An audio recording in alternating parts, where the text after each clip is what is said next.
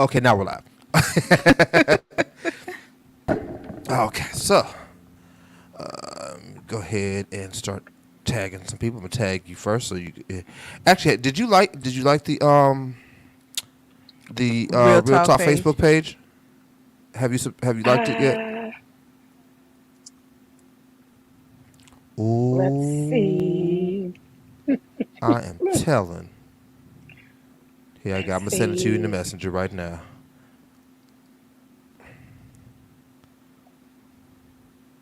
There Oh, you I go. It's think in, I it's in your is this messenger it? right now.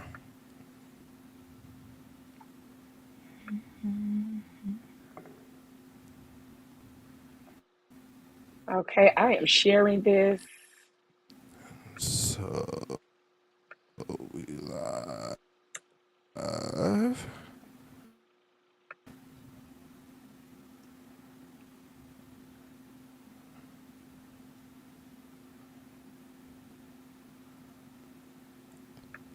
So how was your day? My day has been awesome so far, only because I haven't had to do too much or go out. So that's always a good day Thank for you for me rubbing when that I party don't in. I have to appreciate it. leave the house and go out and do anything and all of that extra. I mean, I just so appreciate you rubbing in the fact that you really didn't have to do nothing today. Um, I just, Hey, listen, I've been in the house literally all day long. us One of my too. We favorite work from places home to though, be. so. Mm-hmm. I can't imagine going back to an office. I can't do it. Oh my I, goodness. I can't. I'm spoiled now. I'm like, look, I don't even want to Zoom. I don't want to get on any video chats for work. They be like, you can get on camera for meetings, and I'm like, I don't want to. Let me tell folks, this is I do enough talking and being on video throughout my week away from work. I don't need to do this on camera at work. Hmm. And let's then be honest, I don't like y'all enough. I mean, I'd like Sometimes to I say I do, miss but I human don't. interaction. Sometimes I miss human interaction. My Sometimes. wife works in the other room. If I want human Sometimes. interaction, I get up, walk out the door, and hug her. Sometimes. Well, and then That's for what me, going out is like for. me, I don't want to do all of that. I go in the other room and I talk to Fendi. Ain't nothing like a pit Okay. bull. They're as loyal gets, but I mean, like a group of. I'm gonna tell you what keeps me going though. On Sundays when we Mhm. have service, so that's enough to kind of you know get me through the week. However, if I am inside Let of your a people building, feel. then you'll hear me saying, "That's it." You'll hear me say, "Oh my goodness, I just wish I could work from home or something like that." But people generally assume that I'm a Working from people's home person. was a godsend. People generally assume that I am a people's person, but they have no idea that I love being alone. Mhm. So anything from home definitely works I for get me, it. and I it is my promise you, I first get it. preference. Because after I've dealt with My the first, second, wonderful, and third. marvelous people, I just want to be alone. Church folk will wear you out. Come on, you I know just they preached. do That me. was a I whole promise you. sentence. That was a Hey, whole Eric, sentence and a whole welcome. sermon.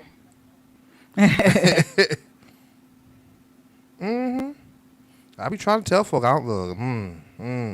I'm not sure if I want to even deal with you today. I just want you to let y'all know I'm not.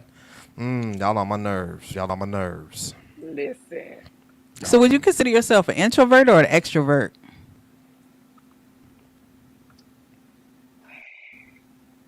me,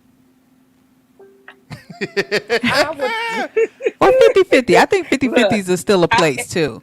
I was gonna say I would be. It's called an ambivert. So I am an ambivert, which means I'm both an Okay. extrovert and an introvert. So I would say I'm an ambivert. I couldn't just pick just one. My preference, if I had to pick one over the other, I'm an ambivert. But if I had to pick one over the other, it would probably be an introvert because I really just like being left alone.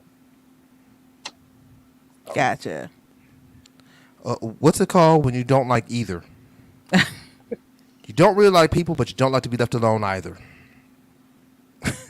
I mean, aside from being confused, because I think that's probably the best term for it, is confused. But you know, look, I'm trying to think. It probably would still be a ambivert. I gotta learn how to spell that. It's ambivert.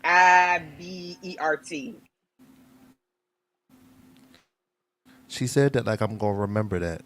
He'll look it up I later. He's appreciate that. like he loves words. So Oh yeah, I'm a word to my heart. It's spelled just like it sounds. Just mean both. gotcha. That's me.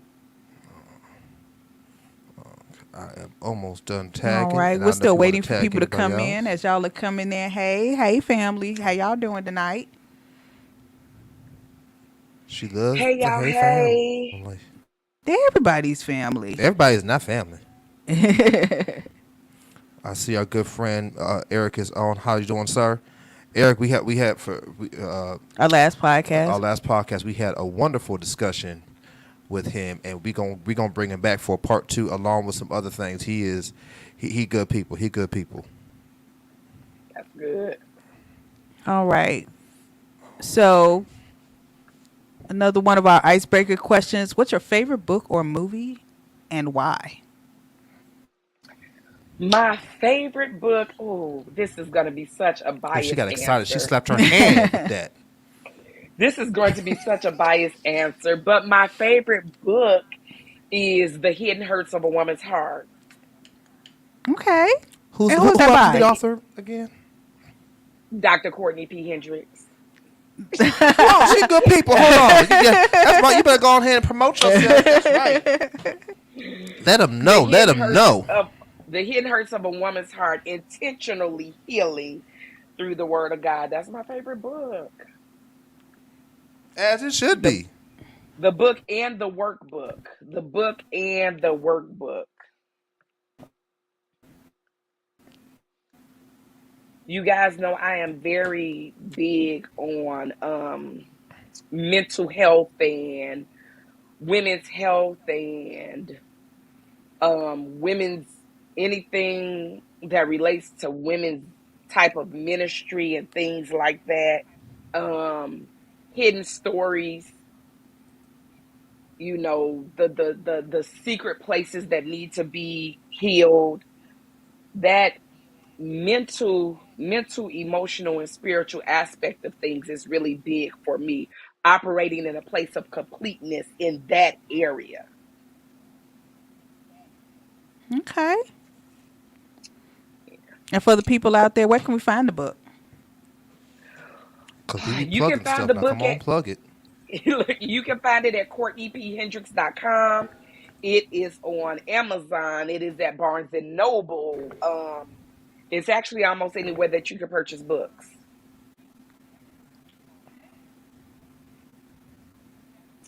Yep. There's also What's a the name of the book workbook one more that comes time? with it. Say it slow, though. Say it slow for me. The Hidden Hurts of a Woman's Heart.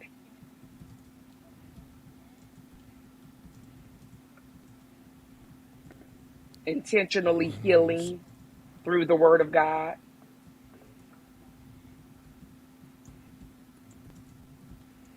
Now watch what I do.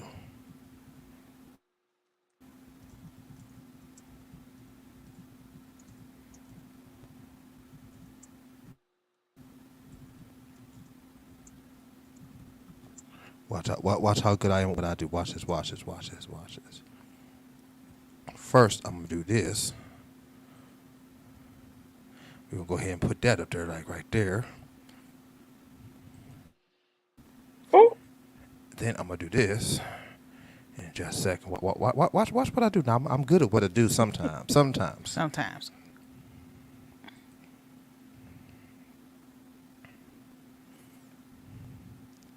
As soon as Amazon decides, not Amazon. As soon as what's the thing called Google Chrome decides to catch up with me.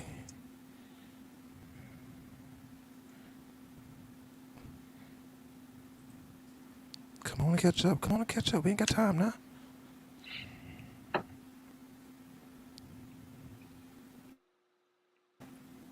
Yep, there we go. All right. Now. Is it catching up? Mm-hmm.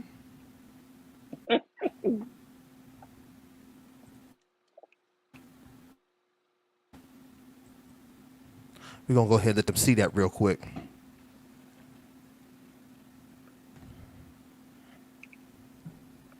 Yeah, they should be seeing. Can you see it now? They should be seeing it right now.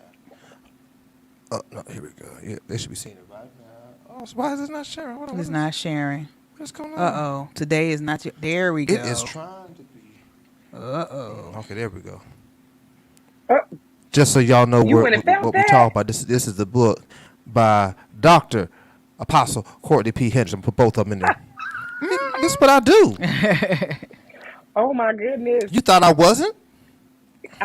I don't even know what I know. We believe in making sure that people understand. Hey, Janelle. Welcome in.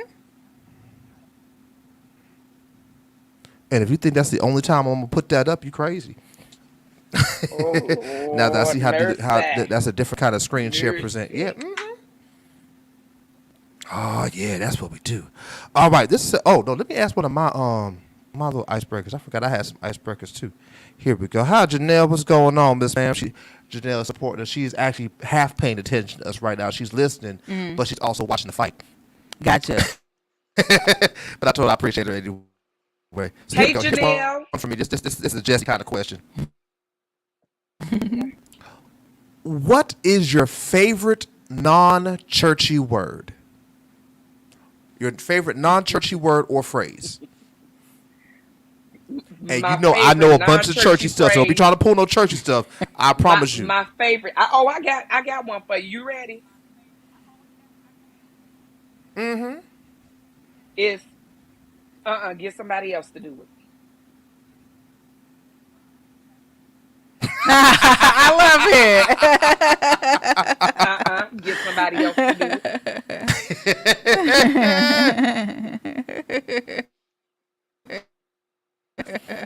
And the sincerity in to get somebody else to do is what I love. Can you get somebody else to do Okay. it? I might have to steal that one. I might. That might make its way up in my top 5. I might have to steal that. Take it. Get somebody else to do it. Are you So able? here's my Get second somebody icebreaker. else I to got do a second this. one. I like this one too.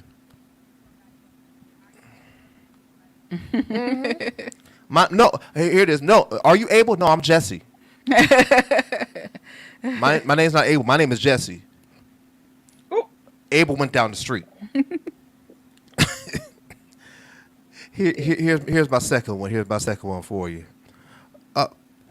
If you could go back to any age and be that age for the rest of your life, what age would you be and why?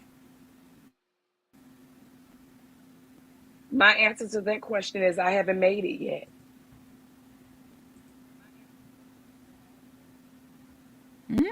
I wouldn't go back. I would probably I like go it. forward, I like but I it. haven't made it yet. I needed everything You want to hear mine? that Because I I got have mine. now. I needed everything that I have now to get to where I am now. So I needed all the experiences, all of the knowledge, all of the wisdom, all of the pain, all of the heartbreak, all of the winning, all of the lessons. So I have not yet arrived to the age that I would probably say I could make that age and just stay there for the rest of my life. But I would say that number would probably be 50. I digress. Let me take that back. What's the age for the AARP? Is it 60 or 65? Oh, I have it now. Let me just be honest with you. They actually don't have a age restriction. Age The anymore? discounts be sweet. Yes. So I would probably Yep. say 50. I would say 50. I'll still have my youth and my wisdom at Okay. 50. So, Here's mine. My age. Mm-hmm. My age is dead. oh, Whatever that age is, 65. Whatever that age is, that's the age I want. because I ain't got to deal Just with trying to nothing get else it at over that with. age. Yes, I ain't got to deal with nothing yes. else at that age. I'm Yeah. done. I'm finished. At Look, I'm like Jesus. It is at the finished. age of death, yeah. Right. Yeah. At the age of death, that's all. It's over. I don't need to talk to no. And I don't even have to say get somebody else to do it because you can't ask me squat because I'm dead. Yes. Yeah, Yes. that's the Don't age even I worry want about right it. there. I can I can Well, I this can sounds like a resonate good with place to that. start as any. That sounds like a good place to start. We're gonna get ready to get started, y'all, with the Real Talk Podcast. This is Real Talk Radio. This is Real Talk. High Praise Ministries presents Real Talk. This is Real Talk Radio. This is Real Talk. High Praise Ministries presents Real Talk.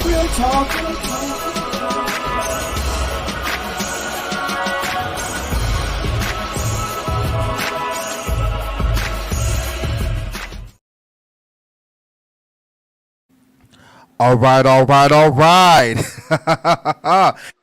And welcome to yet another edition of the Real Talk Podcast. I am your host, as always, Jesse Jones, along with she is no longer fired. She is now hired again on a trial basis. She's now on her I'm on 90-day probation? trial base. That's right. Her 90-day probation. She's on her 90-day probation starting today. Do me, family. She's done good enough in her internship that she now has the opportunity to get rehired again. She is the one and only. She is the queen. Falonda, say hi to the people. Hi, family. And we have a very special guest with you for us this Yes. evening. Let me tell you something. She is hilarious. Let me start with that. And I start with hilarious because you would not expect people in her position to be able to be hilarious and down to earth. She is from Chicago, which means her and my wife are going to have fun and try to leave me out of it because, they're Chicagoans or whatever, that crap. She is the author. I'm putting it right on back up. Y'all thought I told you it wasn't going to be last time I did it. She is the author of The Hidden Hurts of a Woman's Heart, internationally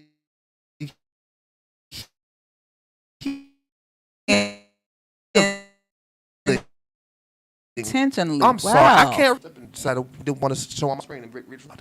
She is an apostle. She is a prophet. She is a pastor. And just as importantly as everything else that I have named, she's a down-to-earth kind of person. You forgot doctor. Oh, I didn't forget it. Oh, okay. I'm come around that way someone spiritual for doctor.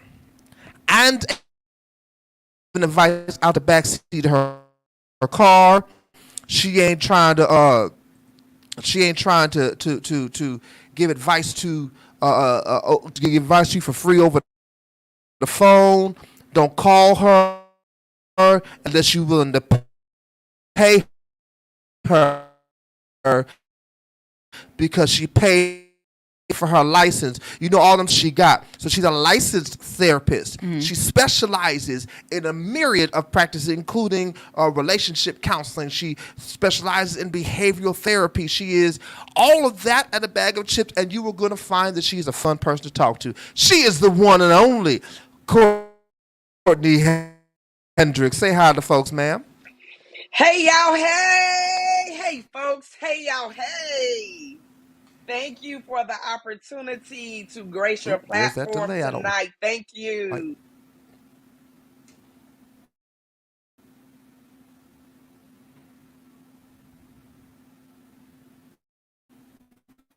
Okay. Technical issues. I don't know what's going on right now. We can't hear you in my ear here, but everybody else can hear you on the podcast. Y'all who are Real Talk podcast fans, y'all know we wind up having issues every so often, and so we're gonna power through them because that's what we do. Let me try it again. It seems like say something for us real quick, Doctor. When it's my turn, it's like I always bring out technical difficulties to try to shut down stream across the board, whether it's at church or in business. They're like, oh, the Facebook done shut down, oh, the IG, oh, the YouTube, oh, the podcast channel. I don't know what goes on when I come around.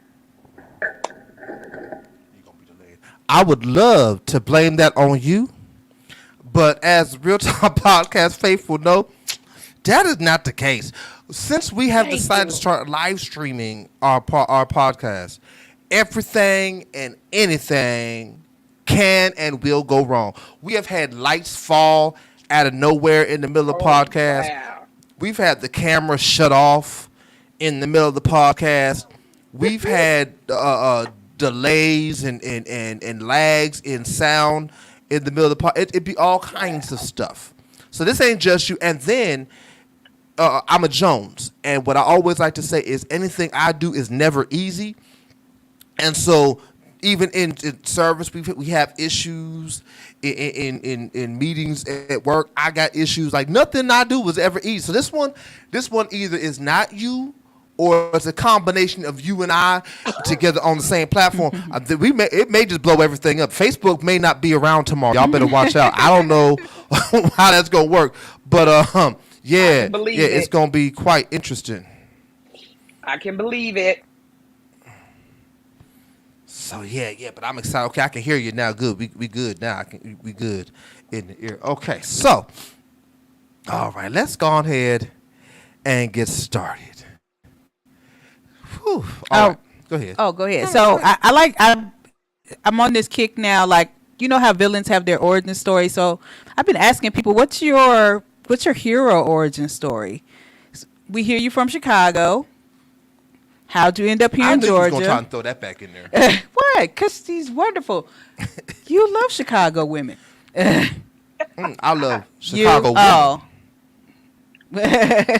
Let's keep it right. Layla. Oh, well, okay, not Layla. Ashley. Ashley is not a Chicago woman. Ashley is a Columbus woman.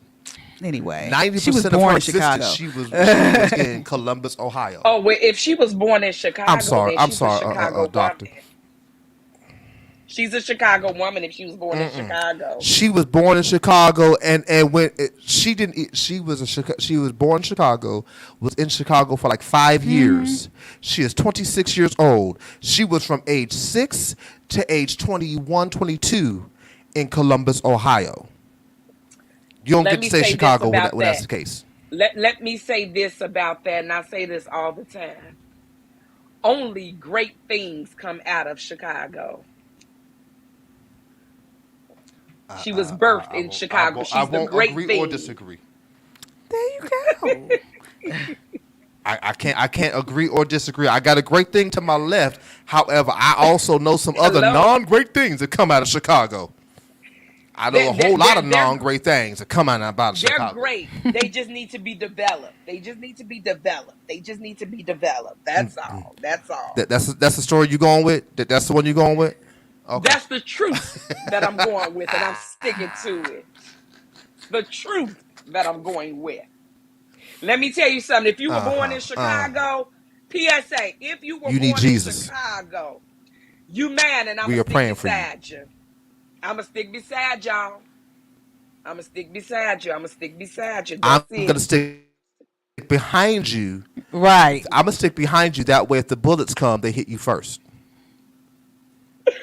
They not going to hit me. I have a shield of protection around me. That's my superhero power, as we were talking about the background and I will take that. You have your shield, and you have your shield, and you'll be my shield. And so as long whether you get hit or not, I'm not getting hit. So I'm cool with that. You better learn how to. But I'm sorry, you was answering Falonda's question. I am behind you. I'm taking me, my wife, my daughter, and granddaughter. We all Right. come behind you, and as they spray, no weapon formed against me shall prosper because it hit you and Listen, not. Hey, Chicago is thank not you, that Jesus. bad. There's a ram in the Chicago is thicket. not that bad. Don't y'all listen to them folks on the news. Chicago is not that bad. They No, like we to ain't gonna only say we ain't report gonna the be on the Real bad Talk news and podcast not and the lie good like news. that. What we ain't gonna do. Chicago is not that bad. What we ain't gonna do. It's not. It's not. Y'all just see what they What we report. ain't gonna They don't be do reporting is sit up all on this this good stuff. podcast and It's lie. not. I'm not saying everything that Chicago do, what they report is the only thing Chicago do. But what we ain't gonna sit up here and do is act like Chicago ain't that bad. Y'all are so bad. Y'all's mayor turned into an almost man on duty because She not the mayor no more. It was rough. It was rough. Listen. She had a full head of hair when she started, and she got an afro puff by the time she got out. She was tired. First of all, let me start off. Let me start off with saying this. Let me first start off with saying this. I have been in Georgia for 7.5, almost going on 8 years. That's first. So that's not my mayor. That's not my mayor. Let me first say that. Second, let me say this. Wait. Chicago got gun violence, but they also got the best food. No, they don't. Don't you tell that lie. Yes, they do. Chicago got the best food. Don't. Oh, Yeah, they do. There is a reason. Let's go. There is a reason they call y'all the best second food. city. They call y'all the second city. Watch And there's this. a reason for that. There's a reason. Who call us the second city? They. Baby, Everybody. What they talking about? We're not worried about. They're what the they ones who talking giving the about. rankings. Y'all too. don't They're matter the to ones us. giving out the rankings.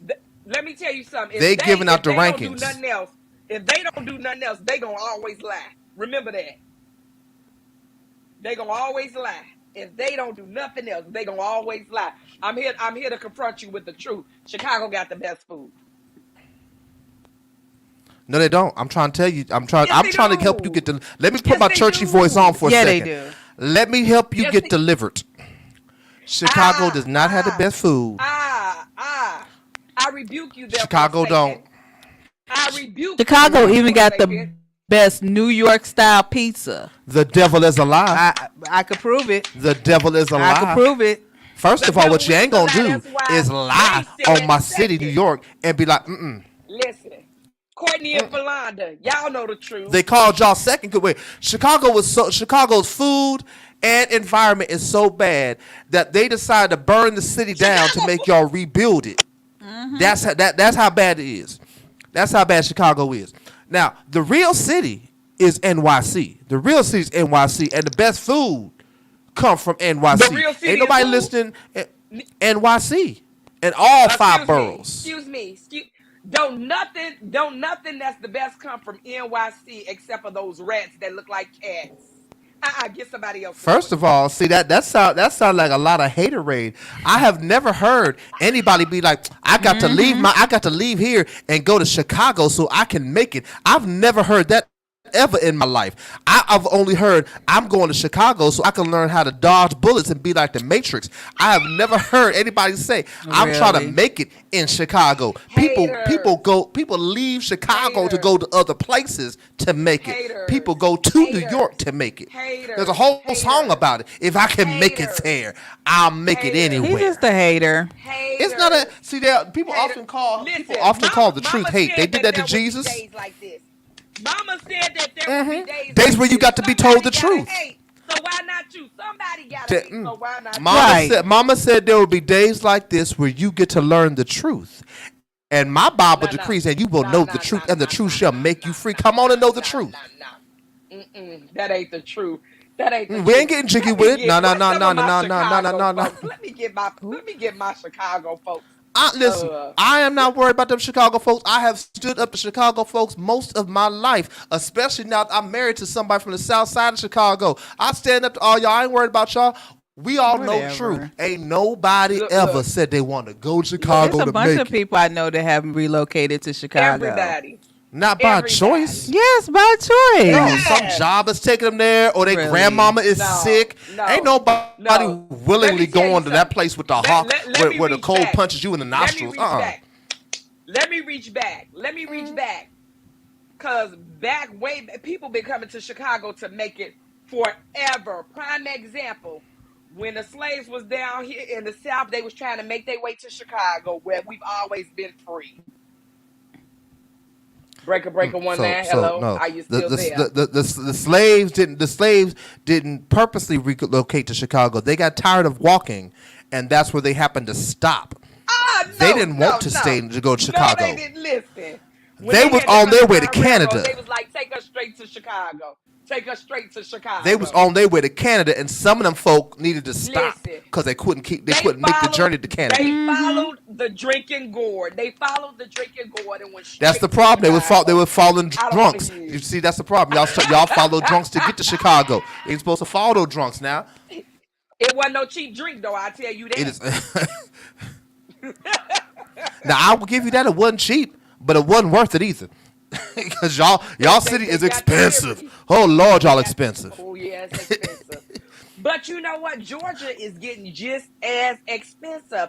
I saw some two bedrooms starting off at $2,300-$2,400 a couple of weeks Yep. Oh yeah, ago. we know we're We starting looking to get and we up there saw. with Chicago and New York and LA, and I'm like, are they serious?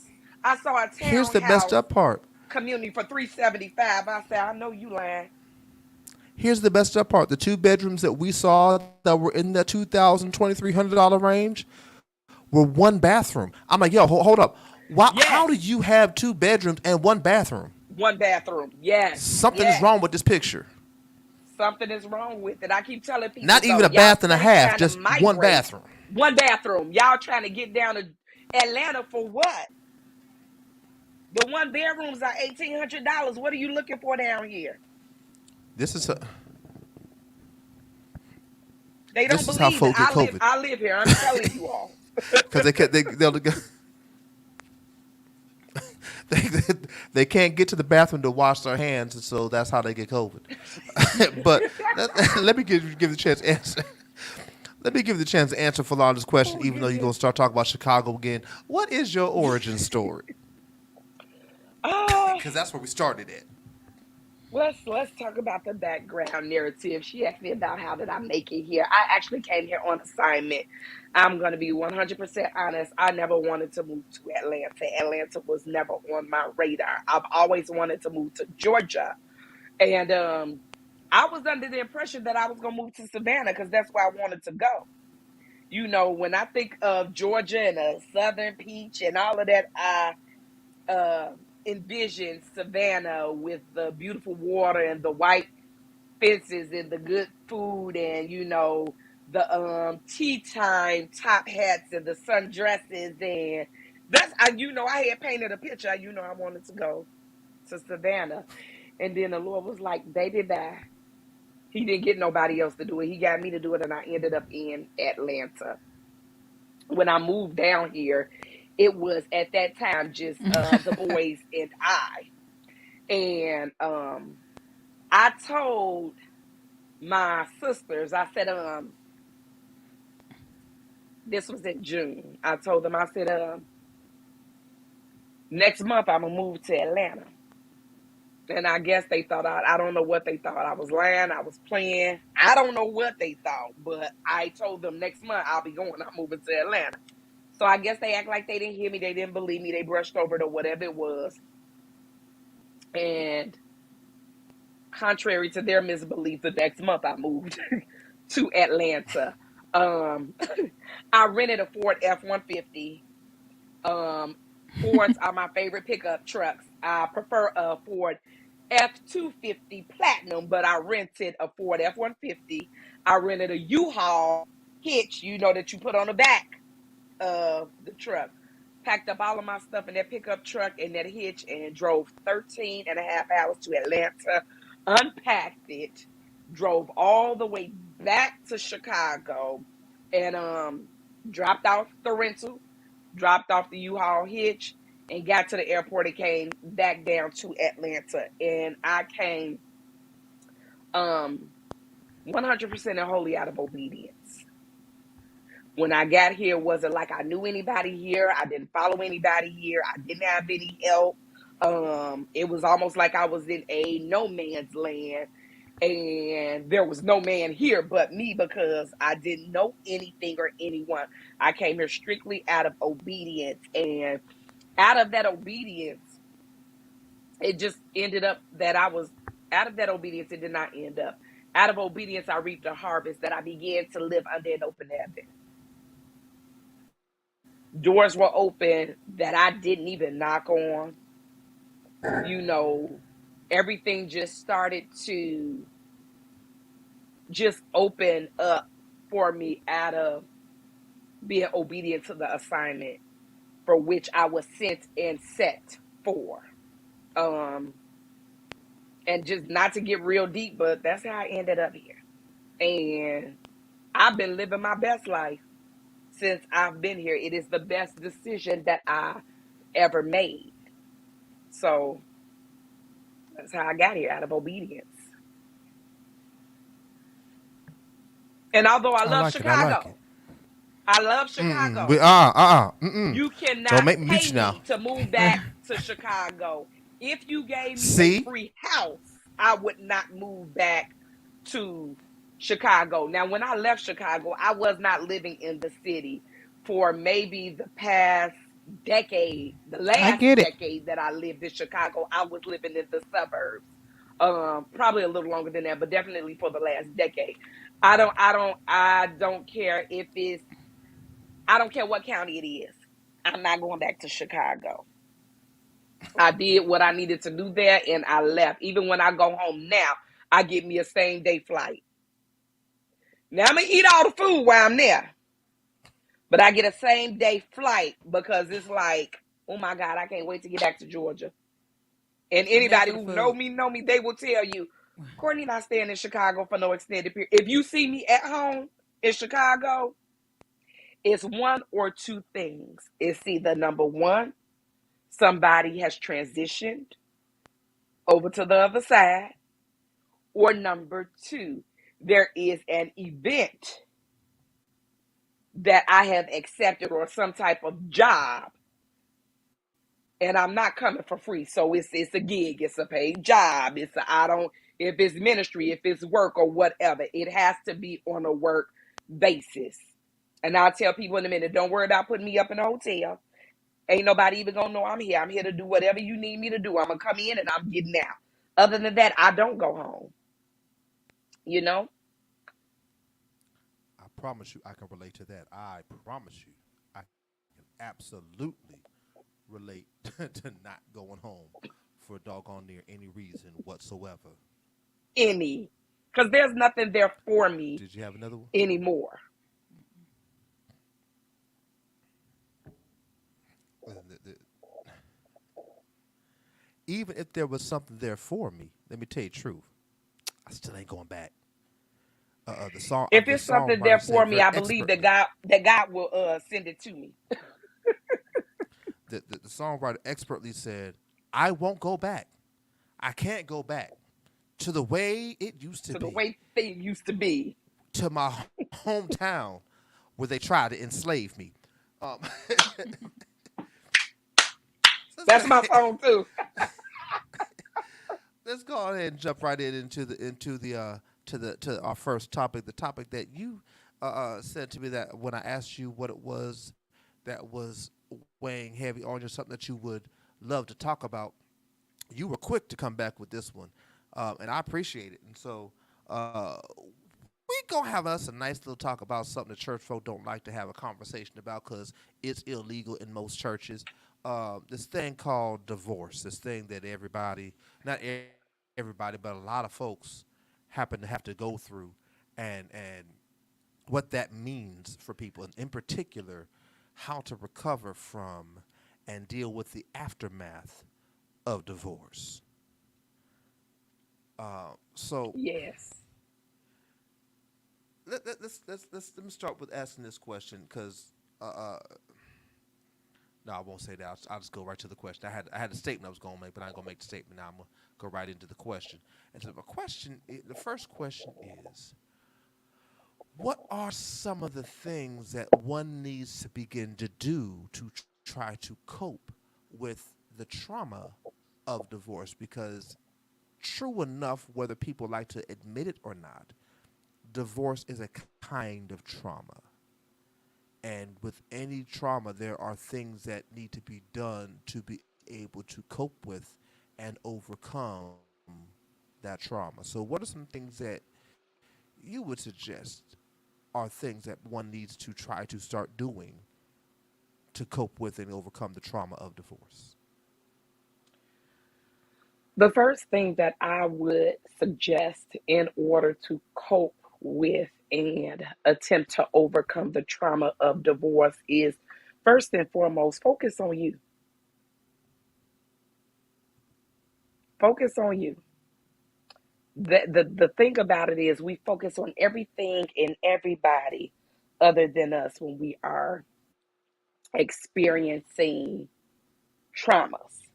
Because when you focus on everything and everybody else, it helps you block out whatever it is that you are dealing with, whatever it is that you are going through. You have to learn to focus with you. Um, I would definitely recommend allowing yourself grace. We have grace for everybody else, but we never have grace for ourselves. Allow yourself the grace to mourn and grieve because ultimately, you're experiencing a death. You're experiencing a death. So you have to allow yourself to go through that season of grieving and that season of mourning.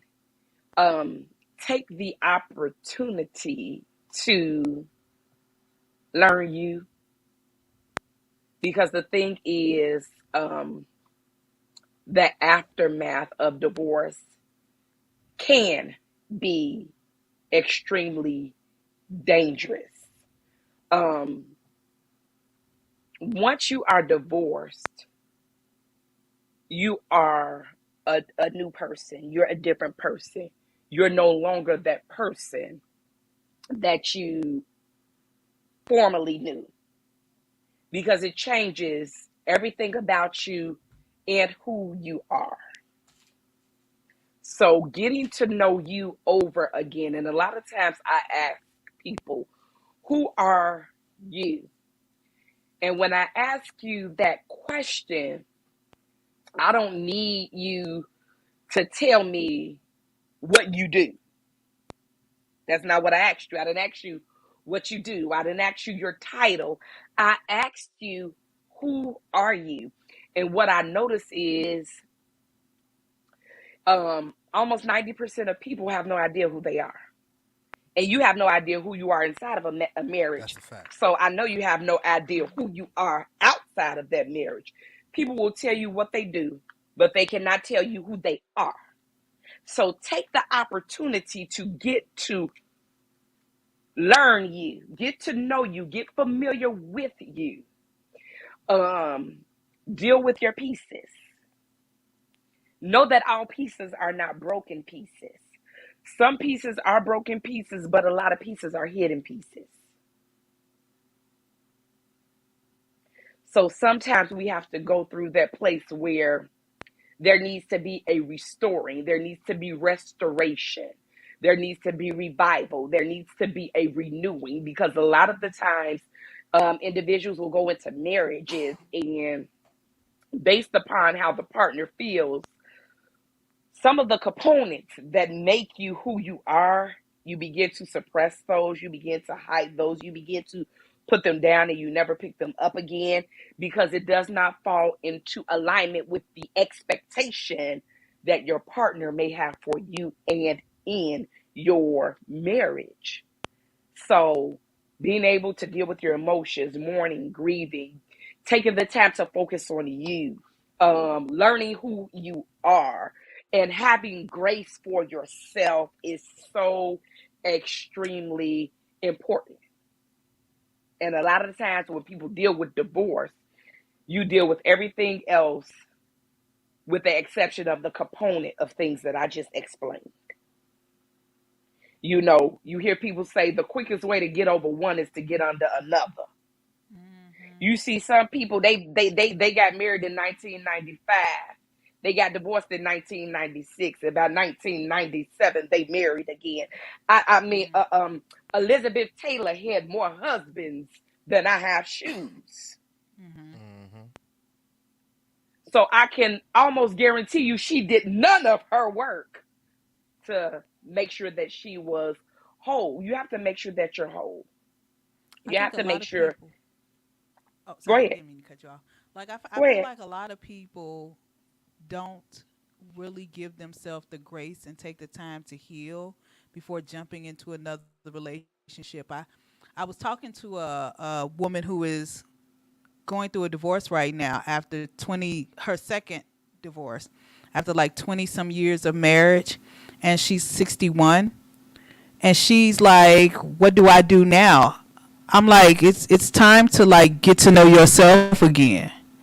Like, the person you were when you first started this is not the person that you are now. And like, give yourself some grace, give yourself some time to heal. Like, consider this like a detox. Like any other Yeah. addiction, like consider this a detox. Like, you need to get all of that negative thinking, all of that space that you're in, everything that came with the baggage with, like, before you even consider another relationship. Like, the time that you didn't spend between your last marriage and this marriage, take the time for yourself. Like, seriously, you owe nobody nothing. You're not obligated to be with no man. Like, I don't know where we get that from in this society, that like after a certain age, if you're not married, you're dead. I'm like, that's ridiculous. I'm like, look, give yourself So some time to even heal. so even a lot of times, you know, I deal with a lot of different women groups and women organizations and women ministry, and I listen to a lot of women. And this is what I mean when I say we don't even know ourselves. We, and you know, in dealing with women, and I'm listening to women, and I deal with a lot of women who have experienced divorce. I hear women say, and this is the reason that they give why they move on so quick and go from one marriage to the next marriage. I hear them often say, um, I'm a wife. You know, that's who I am. I'm, you know, that da, da, da, da, da, I'm a wife. And I'm listening, I'm like, baby, that's not who you are. That has nothing to do with who you are. I'm a wife. I'm a wife. Now watch this. God may have made your position in the earth realm to be the help me, to be a wife. But this is the question I have for you.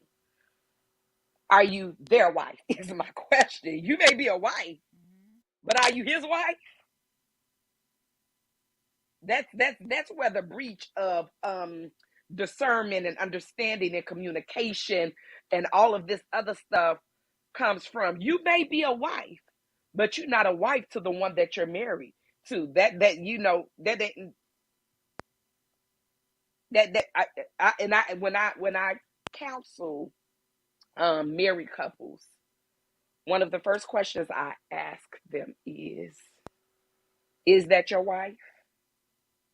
Is that your husband? And it then becomes stagnant because they're like, well, I never thought about that, or I never this, or I never that. You may be a wife, you may be a husband, but is that your wife? Is that your husband? You know, what are the reasons that we are engaging into these covenants, engaging into these commitments about who gave you clarity, who told you that that was your husband, who told you that that was your wife? What I mean, how did we come to this place and this point that you asked her to marry you, but you accepted the proposal? Make it make sense. And I see a lot of women, they've been married two, three, four, five, six, 7 times, and you on your seventh marriage, and the one that you married to now still ain't yours. I think a lot of that is a problem with, especially in our community, with the church as a whole. I blame the church in that regard. Um, but even in general, before I get to the church, because I got issues with the church with that. But before I even get to that, it's a function of we don't teach people, men or women, how to. We don't teach them how to date. We don't teach them how to look for someone. We don't teach them what it means to go out and find, and just as importantly, we don't even teach them how to find what they need or want. As a man, what winds up being the problem is we get taught, hey, um, be a provider, be a protector, and that's really about it. Now that's if you on the church side. If you're on the world side, is be a provider, be a protector, and do as many women as you can before you settle down, because you don't want to wake up to the same thing for the rest of your life without having experimented out there. But no one ever really sits down and says, "Hey, how do I find my fit?" I always talk about that. For me, relationships are uh, man's journey trying to find his rib, and woman's journey trying to find her body. Which is why the question you ask of, is this your wife, is this your husband, why that is so important. Because you just because you fit the description doesn't mean you make the fit. Correct. And just as importantly, just because you fit doesn't mean you have the ability to do what's necessary to do the job for the person you say you fit with. You may fit Yes. now, but marriage is for life, or supposed to be for Hmm. life. Supposed And to be. so 15, 20, 30 years down the road, are you fitting? Can you still see yourself fitting? Can you see yourself and allow yourself the grace and freedom to grow, evolve, and change, and allow your spouse the grace and freedom to grow, evolve, and change? Those things aren't taught. And so we get into these It's covenants of not. marriages, and about 3 or 4 years down the road, ooh, you different. Mm-mm. I Mm-mm. don't Not even like three you. or four years And then down the there's divorce road. that happens. Not even 3 or 4 years down the road. The first time I got married, I think it was 6 months for me. I'm like, I'm not, I'm not wasting, I'm not wasting my time. You see these deuces? I'm out.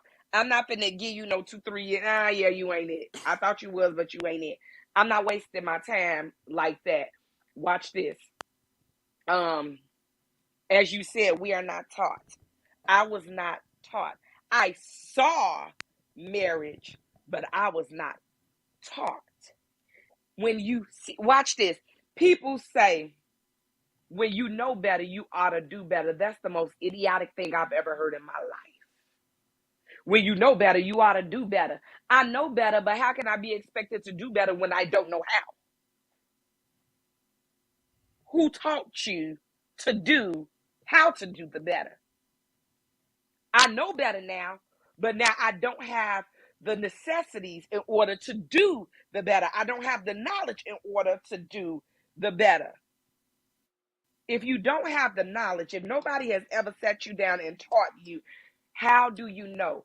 I knew about marriage, but I didn't know about marriage. I see things from the surface. As you say, that we are not doing the teaching. People will tell you, I'm going to tell you what they told me. Oh, marriage is not all good days. Some of the days is bad. Oh, it's not always peaches and cream. Oh, it's not this. Oh, it's not that. And that was the most that I got before getting married. They told me what it wasn't, but nobody taught me what it was. I know that sounds crazy, right?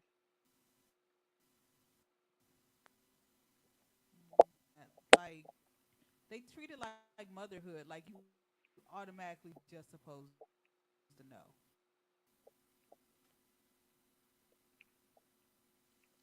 My tolerance level, my tolerance level for foolishness is like 0 to none. It's the number right between the 0 and right between the none. You know the number in between the 0 and the none. That's where my tolerance level is. And um I learned that I needed to learn grace. Um I am still learning grace every day I wake up. I'm learning grace, how to have grace for people. It's the spiritual aspect of things that's helping me and teaching me about how to have grace for people. And it's hard to have. It was hard for me to have grace for people because I didn't have grace for myself. If this is the expectation that has been set, you need to arrive at the expected point. And I still really live my life that way. Do what you say you gonna do. If you said it, then that's what you need to do. I'm extremely big on integrity. I'm extremely big on integrity. Um, almost never, Mm-hmm. almost never will I deal with a person once I find out your integrity is jacked. I can't mess with you. If we are I know working that's the a truth. job and we have to work together, that's one thing. If we um are in an environment together where we have to do ministry together, because I'm not calling you to do ministry with you. And if you call me to do ministry with you, I get somebody else to do it. I just can't. That integrity component for me, it's a deal breaker. Watch this. In marriages, this is my thing. That are finances are not a deal breaker for me. I'm not gonna take care of no man. I said what I said and I meant it. I'm not gonna take Mm-hmm. care of you. You need to be stable and be able to provide for yourself. Let me first start off with saying that. But finances is not a deal breaker for me. Things that are deal breakers for me is your integrity, your character, your morale. Those are deal breakers for me. So once I come upon in any relationship, not just in marriage, if if Mm-hmm. if we are in a friendship or a sisterhood and I begin to see people fall short all the time, people make mistakes all the time, people need grace, people need mercy, that's one thing. But your character and your integrity, that is something totally different. So when I begin to truly see who you are, I make a conscious choice and a conscious decision. I can't do life with you because we get to choose who we will and who we will not do life with. And I'm just not willing to. Somebody will, it's just not me. Get somebody else to do it. Mm-hmm. And that's even that a part of that aftermath, becoming whole after divorce. It's a struggle because I don't know who I am. After this. I've been in a marriage for 20 years with bad integrity, with no morale, with a corrupt character. And so now I'm carrying this around. I need to figure out who I am, who I've been called to be, and who I want to be. Why? Because you have free will. Make a choice. Who you gonna be? You get to make a choice. The aftermath. A part of the aftermath is get to know you so that you can be whole in you and who you are. There's nothing more that I despise more than a person that looks for another person to complete them, to make them happy, to bring them joy, to be their peace. Oh, you my peace. Excuse me? When I hear people start talking like that to me, that's the quickest way to run me off. Mm-hmm. I'm your and now I ain't I should be in addition to.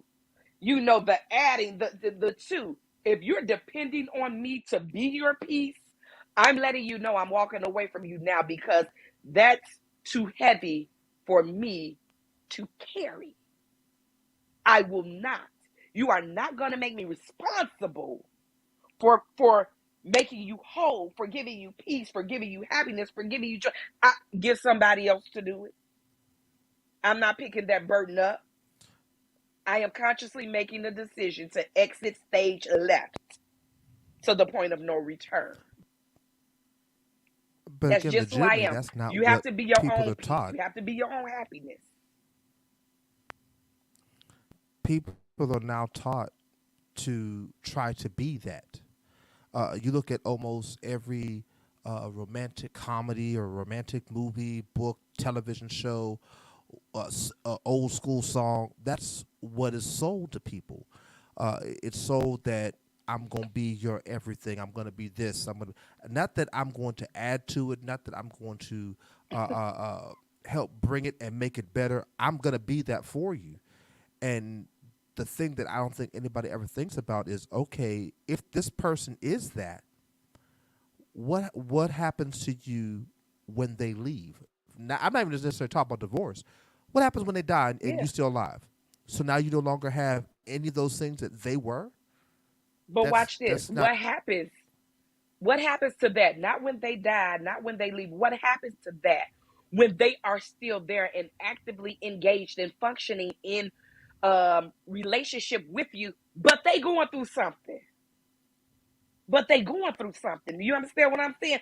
What happens Mm-hmm. when what happens what happens when uh your spouse loses the job that they've been on for 22 years and they envisioned retiring from this job, and now you done lost your health care, you done lost your benefits and all of this, and your spouse goes into a deep dark place and a deep dark depression, and they can't be what they need to be for themselves. So how they gonna be your peace and your joy and your happiness? Make it make sense. Make it make sense. That's all I'm saying. Make it make sense, somebody. How? It's Do, impossible. We're living an impossible life. That choice. do you feel that, and now I get to bring the church into it, do you feel that the church has done a disservice, not only as it relates to marriage, but as it relates to divorce, based off of how we teach it? Because we teach almost as if divorce is a sin. I'm pretty well versed biblically. I ain't never read it. The church has not done a disservice to the people of God with marriage. Religion has done a disservice to the people. Religion, uh, the ideology of man has done a disservice to the people.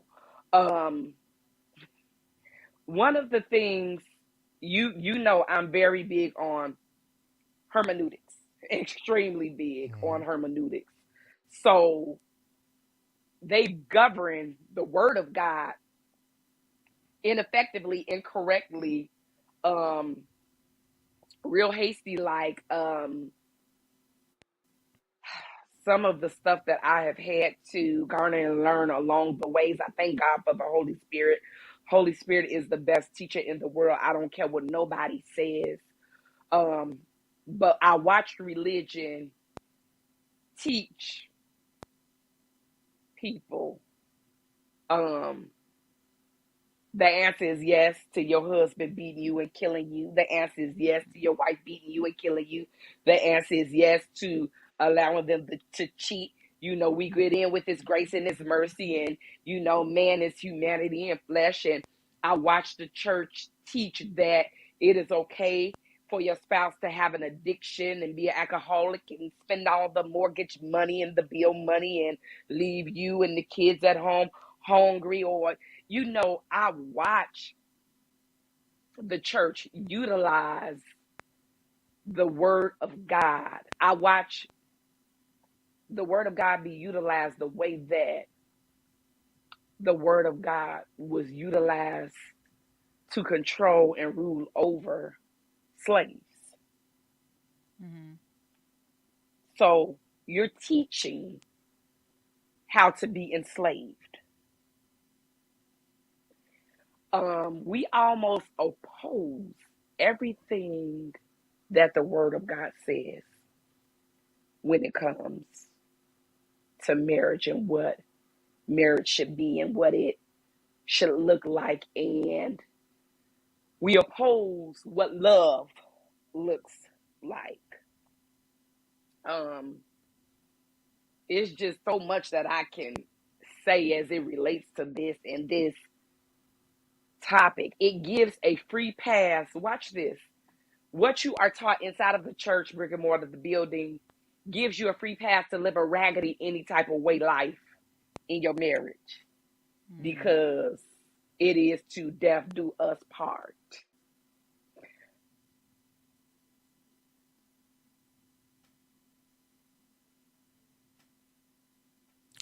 Well, alrighty. This is some of these technical oh, there we go. Okay. You can you start back over because you popped out for a second.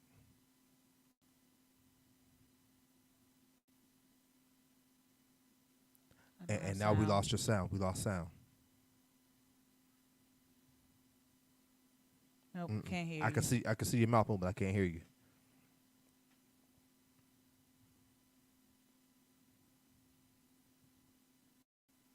Nope.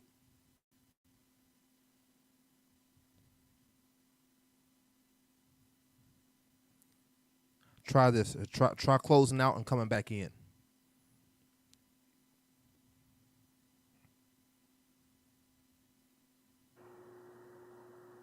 There we go. Whatever you did, I think I hear something. I took out my earbuds. Can you hear me? Yeah, we got you now. Yep. In my first marriage, my ex-husband said to me, "Oh, I know you ain't gonna leave me because you a church girl and your daddy a pastor."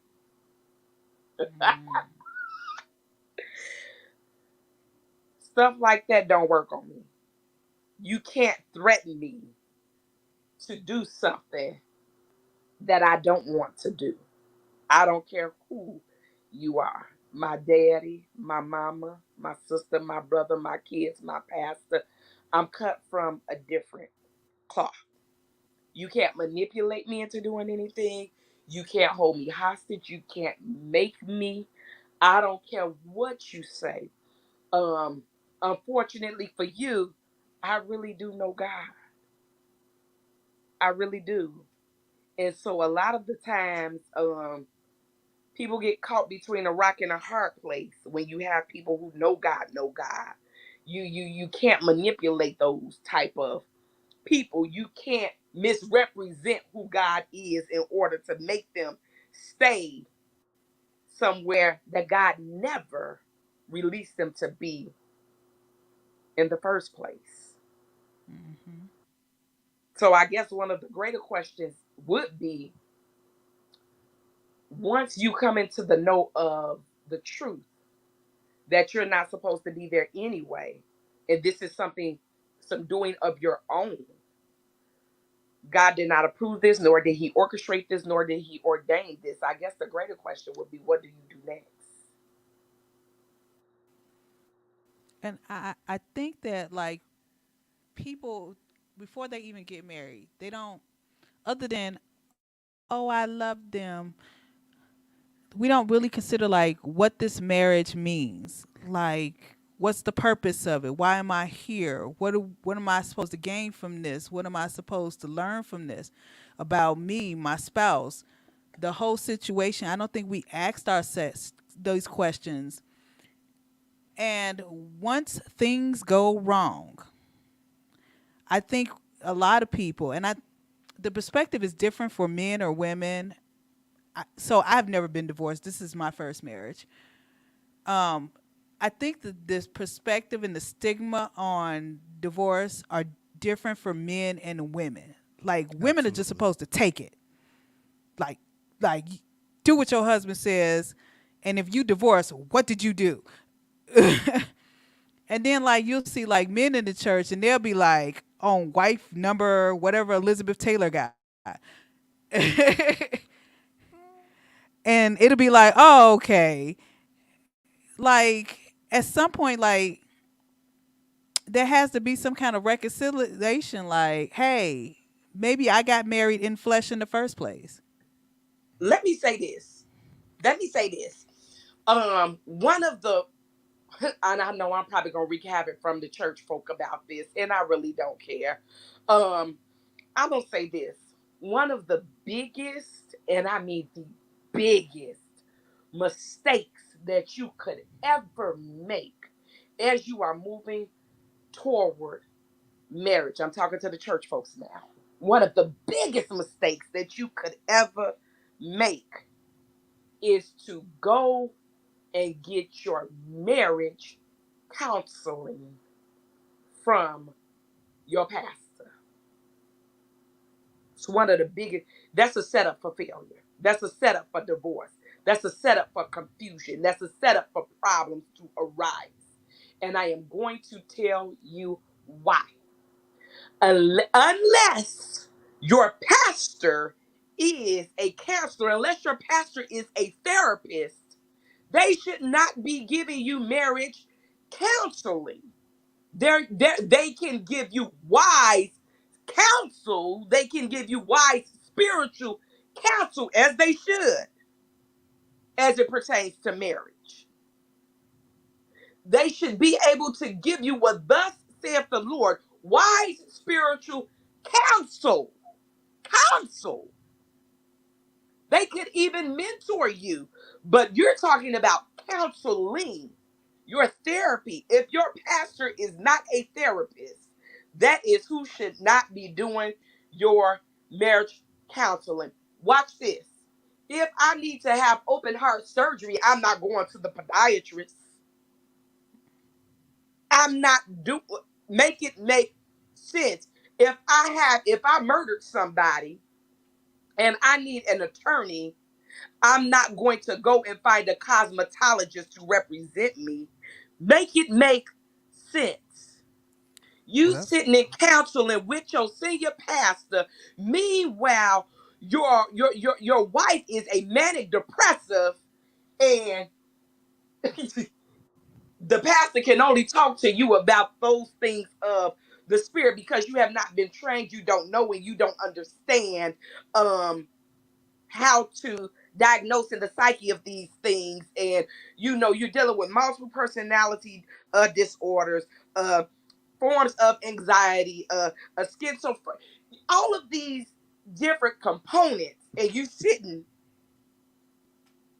taking 12 weeks or 6 weeks or four, however many weeks people do now. I don't know what they do now, from somebody who is not trained, nor understands, nor have the knowledge. They just don't have the wherewithal to provide what it is that's a necessity for you. You need seek the wise counsel from your spiritual leaders. Uh, um, the word of God, the spiritual rearing, mentoring, where they can tell you A, B, C, and D, what they've been through, how you work through this, how you pray through this, that, and the third. But they it's a lot. It's a lot. It's a setup for failure. You don't know that your husband got anger issues, and this stems all the way back from childhood. That there's a root that needs to be dealt with. There's some things that needs to be worked out. They need to see not only uh, uh, psychologists, but they also need a psychiatrist. You may Mm-hmm. need to um mood stabilizers or things like that. Church folks believe you can pray everything away. You cannot pray everything away. That's my mantra is Mm-hmm. God plus therapy equals healing. You mm-hmm. cannot pray everything away. Faith without works is dead. You have to do the work. Watch this. God uses people. He uses the pastors on Sunday. He uses the doctors. He used the lawyers. He used the teachers. God Mm-hmm. used people to get a thing done in the earth realm. We start off in a posture, in a position of failure when we're church folks by taking this counseling from somebody who's not qualified to counsel you. It doesn't make common sense, but we still gonna do it. Make that make sense. I think that's a product of the church as a whole. So I like to say that pastors have become the police. Here's what I mean by that. So when there's a call that goes out from the police to the police because someone with a mental deficiency is causing a disturbance. The police come because the police are supposed to come and they do everything. Even though they're not qualified to deal with someone who has that mental capacity, they're the ones that are getting called. The pastors have become that. Whatever it is that you need, financial counseling, marital counseling, you need some legal advice, you need some medical advice. The pastor, it becomes all that. I agree to a degree. I believe that the pastors should be involved, but I don't believe that they should be the sole counselor. I'm a huge proponent of therapy. I'm a huge proponent of real licensed counseling. There are things that I, as a pastor, can tell you because of the wisdom and revelation God has given to me. I could talk to you about what it means biblically to be a husband, what it means biblically to be a wife. I can talk to you about those things, but the relationship is more than that. And so if you're not looking for someone to give you assistance, you absolutely are set up for failure, unless, I'll say this, unless there is some greater experience behind the scenes that is available to the person you're seeking it from, or to the person that you're marrying. But the church doesn't do that. But realistically, truth be told, it's not just the church that does that. It's the world too. They're not really seeking counseling unless it is cheap. We want the cheap as opposed to the effective. And the church will use the pastor because the pastor is free. Much like we talked about before we got on air, the pastor is free. Yeah. And so come counsel me for free as opposed to let me use my insurance to pay for this counseling or whatever I got to pay out of pocket to get this understand, because we want what is cheap and we want what is convenient and not what is going to cost you something, not realizing that marriage costs you. I have been divorced, and I can tell you that blip is not fun. On the other, people think about the marriage, but they don't think about the possibility of the end and the mess that it will cause, the havoc that it will wreak on the end. If you just try to get it right on the beginning, so one of the things that me and my wife did differently, we made sure that, okay, if we're going to get somebody to talk to us about marriage, we're going to get somebody that at least on the outside, we don't know the inner workings. Like each other. But yeah, they look like they like each other. They look like they happy. I don't know the inner workings of their house. We ain't in the house, but we really need you to look like you like it. Our covering pastor at the time, him and his wife were not. They weren't forget relationship goals. They weren't people goals. Like, they just didn't seem like they liked each other. They looked like they woke up each morning and said "screw you," like that was their good morning. It's up unless he was apologizing to her across the pulpit. It did not look happy, and because in my first marriage, not only were we married by but counseled by some folk whose marriages were crap. Their life was crap. Their marriage was crap. It was, Jesus. So we made a decision. We're going to get counseled by two people we trust, and their life is to get at least to give us some type of start. And one of the things that I remember the pastor Zant said to us is he said, "Listen, whenever you need it, get some counseling. Whenever, like some real therapeutic counseling. Don't just keep coming to the past. We're happy to give you our experience, but your relationship ain't gonna be our relationship." Exactly. And so the church has done a disservice because of that. The standard has been messed up because the pastors become the end all be all, and some of these greedy pastors love being the end all be all. That's it. Go ahead. I'm sorry. Say it again. What pastors? The greedy pastors. Oh yeah, because they want to be the end all be all. I want to be God for you.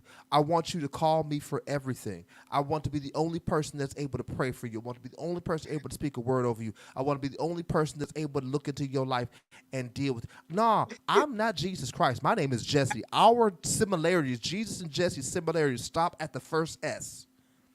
Yeah. Jessus, Jesse. After that first S, that's where the similarities stop. Don't call me for everything. I'm trying to help point you to Him. I Two. tell people all the time, how do you think you don't need a doctor, you don't need a counselor, you don't need these things? When Jesus had a doctor, Luke was a physician. Jesus Christ, the Son of God, the Savior, the Messiah, he had a doctor on staff. On staff. He had a financier on staff. And you think you can buy with just a pastor? Something wrong with that picture. We don't know. We don't that, and then that goes back to getting to know yourself, being okay with yourself, being secure in who you are. Even when I am in ministry and doing ministry, um, we are Restore Vessel Ministries is non-denominational, and we operate under the apostolic faith and the prophetic. Um, I say all the time, I don't know everything. I don't. I don't know everything, but such as I have, it is yours. If I don't have the answer to the questions that you are seeking,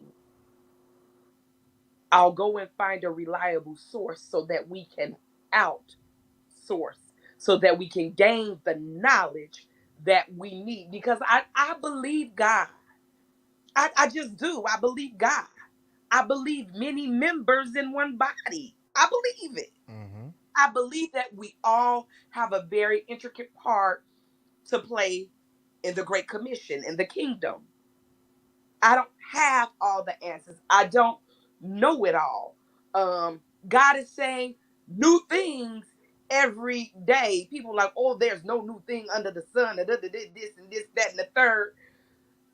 God is saying something brand new It's every new to single me. day. God is saying something brand new every single day. And I probably didn't hear him today, but there's somebody somewhere that did hear him and have the answer for you. It's just not me. Let me go out and see who I can see who can help. Watch this. Us. Because iron sharpens iron. I believe that. So again, I believe when it's the pastor and they're not counselors, they're not therapists.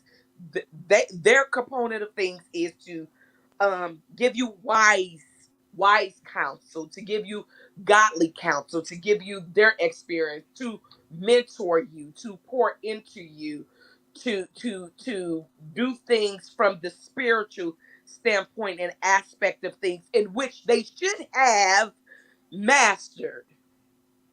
The key phrase in that sentence is in which they should have mastered, because a lot of times they ain't even mastered. Like you just said, they marriages be just as raggedy as a bucket of mixed paint.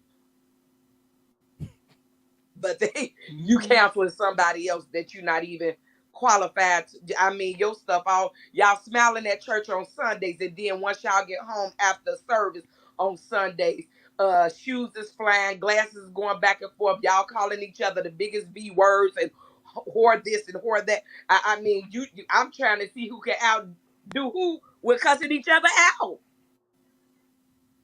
That thing. Be humble enough to say, watch this. Congratulations. Um, I'm really excited for you at this moment.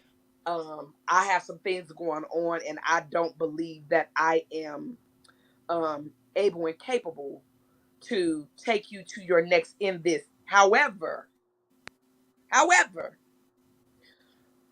because I want to make sure that I am a part, and we're making sure that we are setting the foundation and that the foundation is sturdy, because we don't want any cracks or anything like that. Let me seek out somebody who can um, give you all what is needed. Let me refer you over to uh, Pastor pastor so-and-so, bishop so-and-so, apostle, whoever. And then, you know what? Let me give you this card too. I know an awesome therapist who you guys may also be able to benefit from. What that is coming into a place of humility. Humble yourself before God. Don't mess up nobody else's stuff, because your stuff messed up right now. You can't even help yourself. Humble yourself before God and allow them the chance and the opportunity to lay a sturdy foundation without your pride standing up and policing everything. A part of policing should be, hey, I might not be the best person to ABC this with you right now, but let me refer you to a trusted hand. We struggle with that. And again, you even deal with that in the aftermath of divorce. Like, oh, my pastor gave us counseling and he already knew A, B, C, and D. And now you blaming everybody in the aftermath, but not taking accountability for yourself. Because did somebody put a gun to your head and make you get counseling from your pastor? Make it make sense? Oh, okay. Yeah, I don't want to hear it. Get somebody else to do it. I got one more question before we go to break. I really want to ask this one, mostly because it's one of the things that I hear is a problem in in dealing with the aftermath of divorce, especially if you have been married for some time. Navigating the distribution or the separation, not of stuff, because courts take care of that, but of friendships and places. Because over time, you both begin to accumulate mutual friends. You had your friends coming in, she had her friends coming in. But over time, y'all begin to have friends as a whole. And there becomes a awkwardness or perceived awkwardness of who gets who in the, as a friend, who gets what place to be allowed to go to. I literally heard that on a podcast as a conversation a couple of weeks ago, where these two people were no longer together, and the former husband got upset with the former wife because she was dining at their favorite restaurant, and he just happened to go the same day that she went, and now they both mad because this is my place. This is my. How does that get navigated? Because those are some of the things I don't think are also talked about that are important to some people. Let me respond to the friendship component of things that you said. He bring his friends, you bring your friends. Cause I'm big on relationship, and so what I would say to that is value your relationships, value your relationships. And when I say value your relationships, allow the people who are a part of your life to be a part of your life with valuing them by honoring them. What do I mean when I say that? Honor the relationship that you and I have, to not place me in a place where decisions have to be made, which means, and of course, you have your select few. You may have your little two or three friends, or your little one best friend who you share everything with, and they're your support system, and they're your backbone, and they undergird you. But with friendships, value those relationships and honor them. Don't, if we're friends, and I'm also friends, Courtney and Falonda are friends. We're close friends. Falonda brought me into a relationship with y'all. Falonda married Jesse, so now I'm Falonda's friend, so now I'm Jesse's friend too because of Falonda. So Courtney is friends with them both. Now you guys are no longer together, but Falonda brought me into relationship with Jesse. Falonda or honor and value our friendship enough to not make me a part of whatever y'all got going on. which means the fighting, the arguing, the what he got in the divorce, who got custodial parentship and all of that. And same thing for Jesse. So when I'm at the party and it's Courtney and Jesse and we hanging out, and we're friends. When Falonda and Courtney are hanging out, we're hanging out, and we're friends. Value me enough to put me in the middle of that. Because what that then does is it opens me up to be wounded. Because now y'all done been married for 22 years. You are my sister friend, and that's how I love you. Jesse now is my brother friend, and that's how I love him.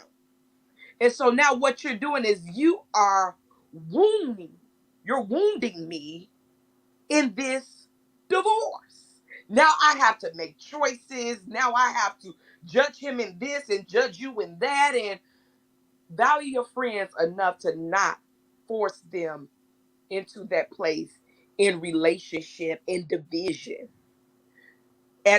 As friends, you should love your friends enough to not do that. But again, like I said, you're going to have your 2 or 3 closest friends or best friends that you share everything with.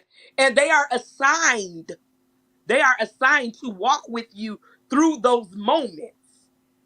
That's their job. That's their assignment. That's what that's what they're sitting in the back to do. We're waiting because it is my assignment to undergird you when you're going through A, B, C, and D. And those type of friends, because they're built up for it, are able to sustain both relationships. And they love you enough to say, hey, all right, you're going a little bit too far. You may be upset or you may be mad, but we know his heart, and those are not his intentions, although it may look like that because you're in an emotional place. That's just what you're feeling right now. Let's just take a break and give it a break, or what have you, and things like that. So just being able to value relationship. Just because you divorce, you shouldn't have to pick whose friend you're going to be. Just because we're divorced, we're not picking friends. We're not picking sides. We're not doing this. We're not doing that. Grow up. Grow up. Grow up. That's what I have to say to that. Grow up. Learn the value of relationships. I love it. That's I all. love it. Here what we're gonna do. We're gonna take a quick commercial break, and we're gonna be right back with some more of this, and then we're gonna jump right into the second topic as well. We'll be right back after these messages with Real Talk. When you look your best, you feel your best. When you look together, you feel together. Where do you go when you need the right accessories? You come see me.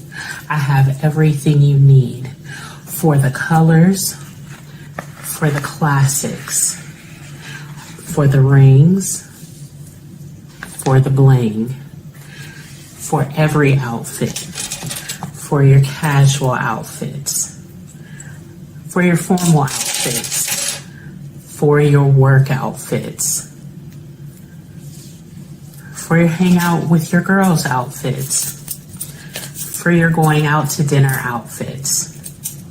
Anytime you need the accessories to add that bling to your life, come see me. I am Maya Jordan, and I am the owner of Crown Jewel. You can find me on Facebook at Maya Jordan. That's MayaJordan. And I am also on Instagram as Queen Elizabeth Jordan. So the next time you need some accessories or any kind of consulting, feel free to see me, inbox me, or catch one of my lives. Have a great evening. All right. We back. Woo! Shout out to my good friend, First Lady Maya Jordan, who is the wife of my good friend, Pastor Jay Jordan. And those two are a trip, especially with Maya's paparazzi. She does, or excuse me, now he kind of sells it for her as well. Was it almost every Tuesday? I think it's every Tuesday night at 8 p.m. where he brings the fire. Literally. He does. With his little, he has his little lighter, and he will like the lighter, so I got the fire. He They're is having a unstripped. fire He's sale. hilarious with it. Uh, but we back. Before we jump into the next topic, in this case, I'm gonna say doctor, and you can answer as doctor or pastor. But I want to bring to your attention a question that was asked. We encourage our viewers to ask questions and stuff, and as I catch them and see them, I pop them up. Um, I want to see what you think about our good friend Eric's question. He asks, where do you stand on civil union versus marriage? Is civil union an option for something you are not entirely sure of?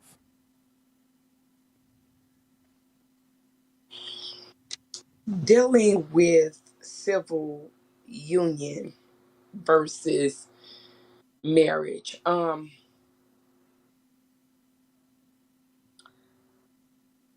It's based upon your perspective and how you look at a thing. So let me say this for me,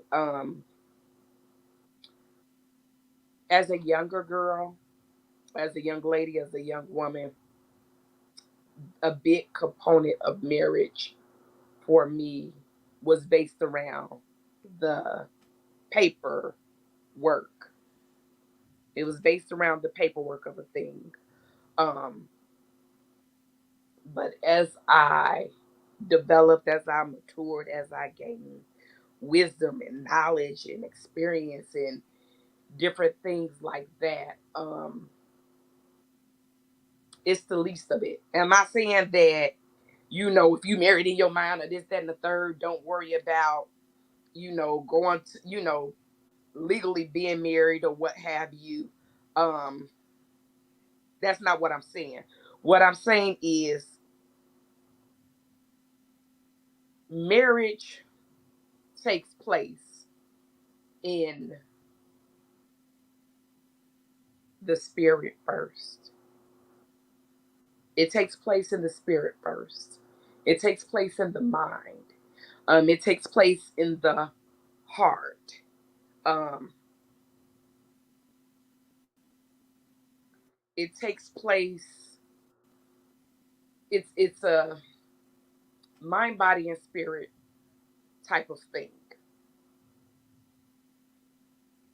You can get married and submit the paperwork and not be married. And I know that might sound crazy. It may sound really crazy. You may, we get into this civil union and we get into this relationship and um we're married legally, but we're not married in the spirit, we're not married in the heart.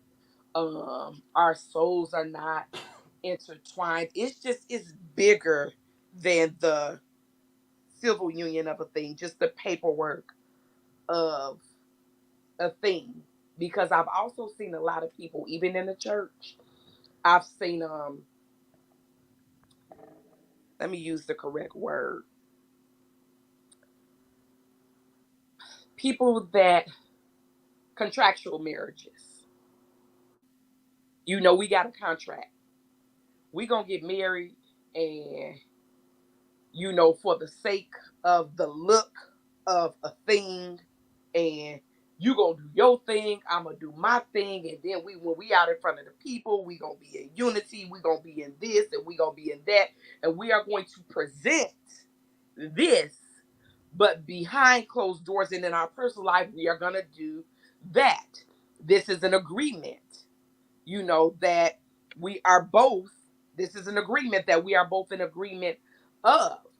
So that's kind of where I am with it. That it's a hard question. The civil union, the paper of the thing, um, doesn't make it so to me.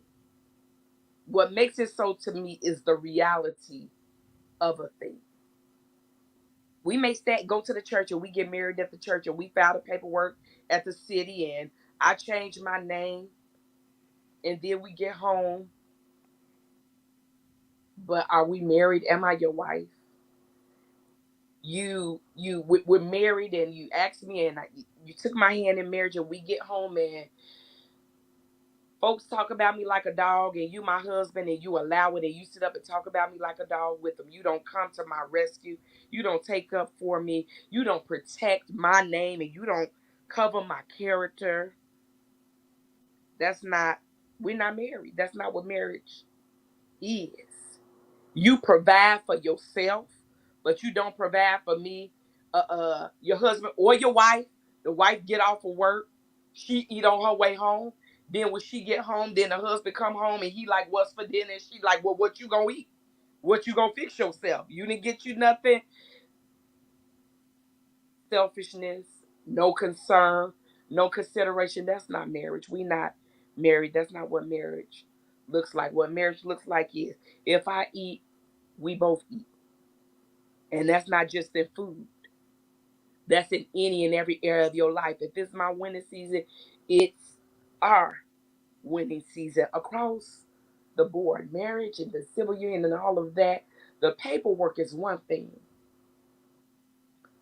but we are something totally different. Our souls, the soul mating of a thing, our spirits, the covering, the covenant of a thing. Watch this. You cannot have a civil union and be married to somebody else. You're in a covenant relationship with somebody else based upon how you live and how you move. You don't necessarily have to live together. I tell people all that too in friendships. Watch your friends. Because your friends will become your spouse and you not even be aware and even know it. They made you they wives. They made you their husbands. You have to watch stuff like that. You have to watch those soul ties. You have to be cognitive about what you're feeding in your relationships, because relationships are covenants. So it's the covenant part of a thing. If you don't have that first, you a civil union paperwork and all that is irrelevant. That's irrelevant. That's a waste of time. Well, So It's gonna protect you with getting your benefits and your insurance, but you got paperwork and you treating me like a stranger on the street. That's not a marriage. That's where not how that's that's true. not how our Lord treats his bride. That's not Where that's true, and I agree on the spiritual side. I'm with Eddie. I'm gonna show you some of his comments in a minute. I'm with Eddie on the practical side. Um, I am completely against civil unions, and the reason isn't spiritual for me. The reason is absolutely practical. So you look at, I think it was it James Brown when he died? Or some celebrity, I forget. It's not James Brown because it was a recent death. There was a celebrity who died. Him and oh no, I'll do it this way. One of my favorite comedians of all time is Patrice O'Neal. He is in my top 5 favorite comedians of all time. He was with this woman for God, like 15, 20 years, something like that. He was helping to raise her child from another relationship. He was gaining status, was gaining finance while they were together. He died. She got nothing because he hadn't finished his will, because him being rushed to the hospital was unexpected. He hadn't done anything he hadn't even started to get his will, because black folk don't do wills until it's too late. Right. And so he hadn't put together a will. And his family, the little bit of family he had left, they were able to stop her from seeing him in the hospital. They were able to stop the finance, all because they had the civil union, but didn't have the paper. In the spirit realm, what you're talking about in terms of covenant and understanding, having that relationship and how we treat one the other, that's absolutely correct. But on the other side as well, right. Don't spend your time 5-6 years in a relationship with some joker and y'all ain't even talking about being married. As a matter of fact, real talk, if you spending 5-6 years with somebody and dealing with them, and the conversation hasn't started about marriage, you need to figure out somebody else you need to Yeah. be with, because you're Yeah. gonna Yeah. wind up being screwed in the end.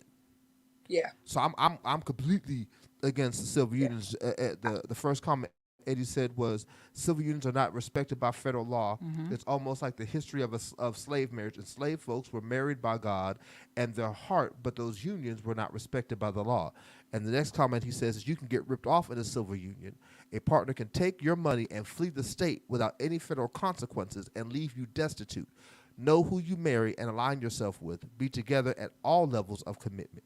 And I think going back to Eric's question, like the main difference in between civil unions and marriage, like civil unions are a state to state recognized basis.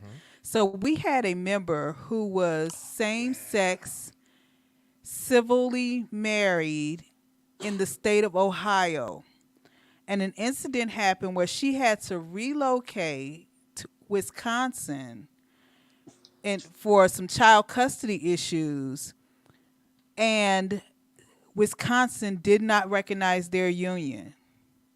So at the end of the day, like they did not, like she had no rights, no recourses, nothing.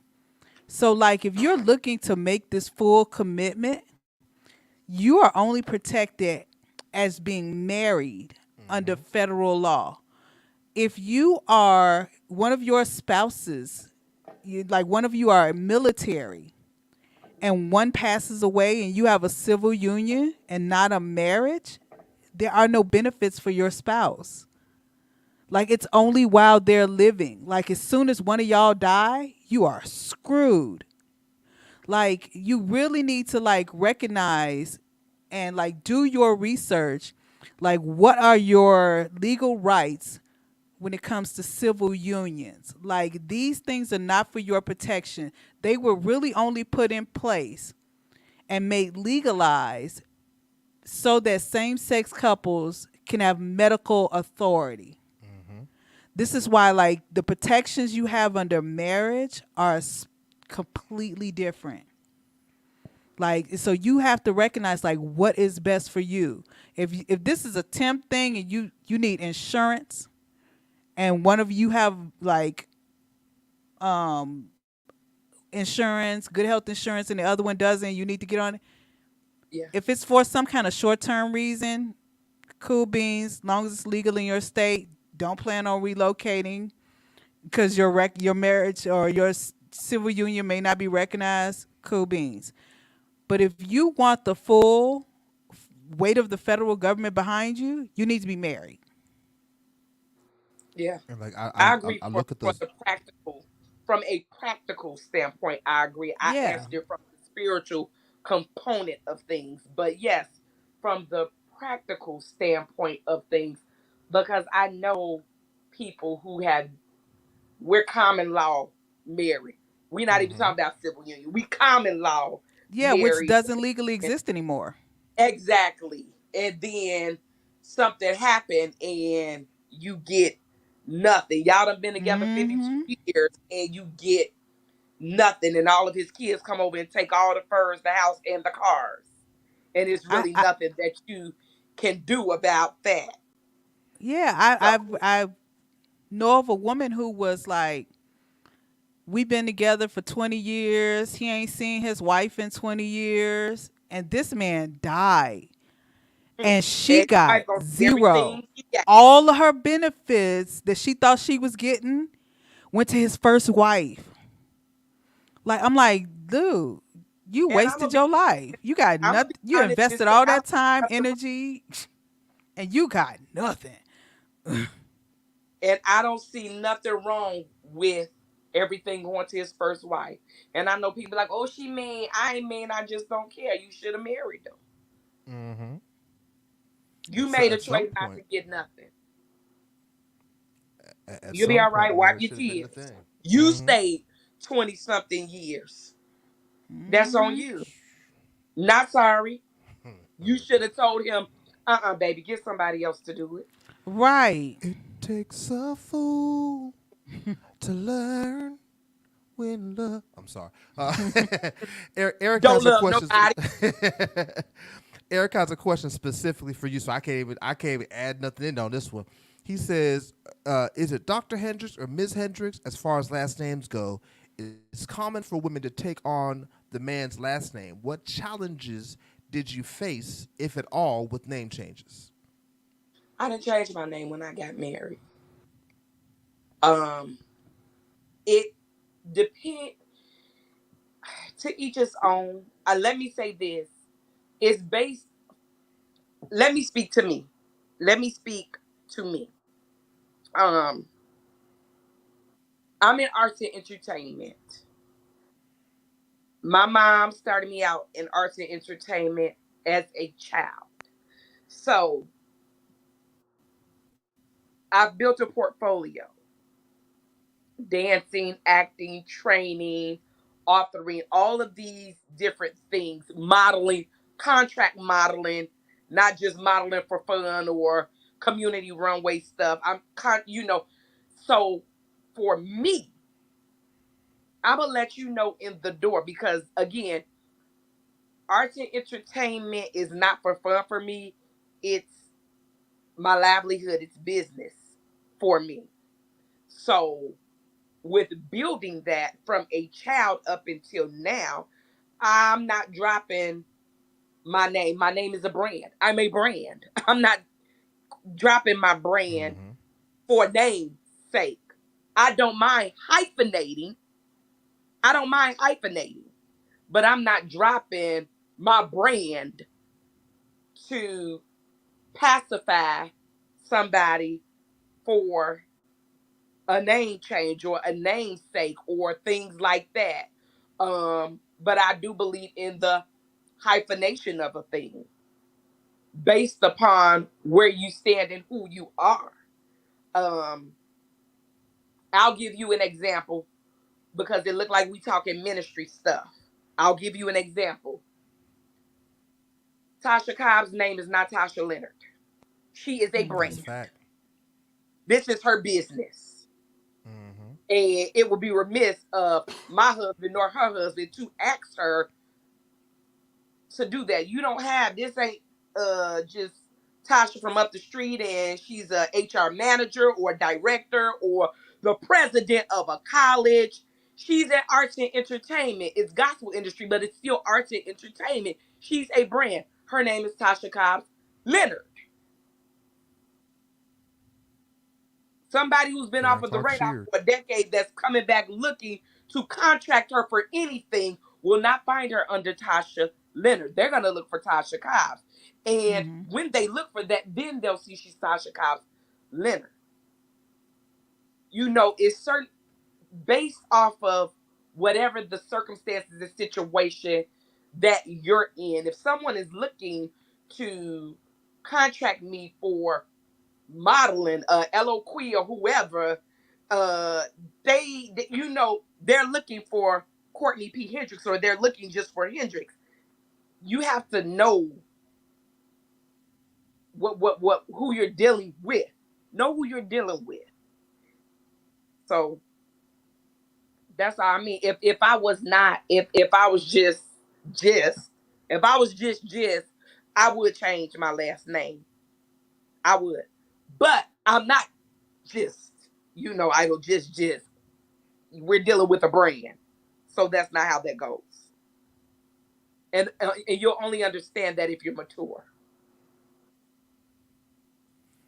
All righty. I love it. I love it. So let's go ahead and get on into this next topic because I feel a rant deep in my navel, deep in my navel. Deep in Shana. I'm just joking.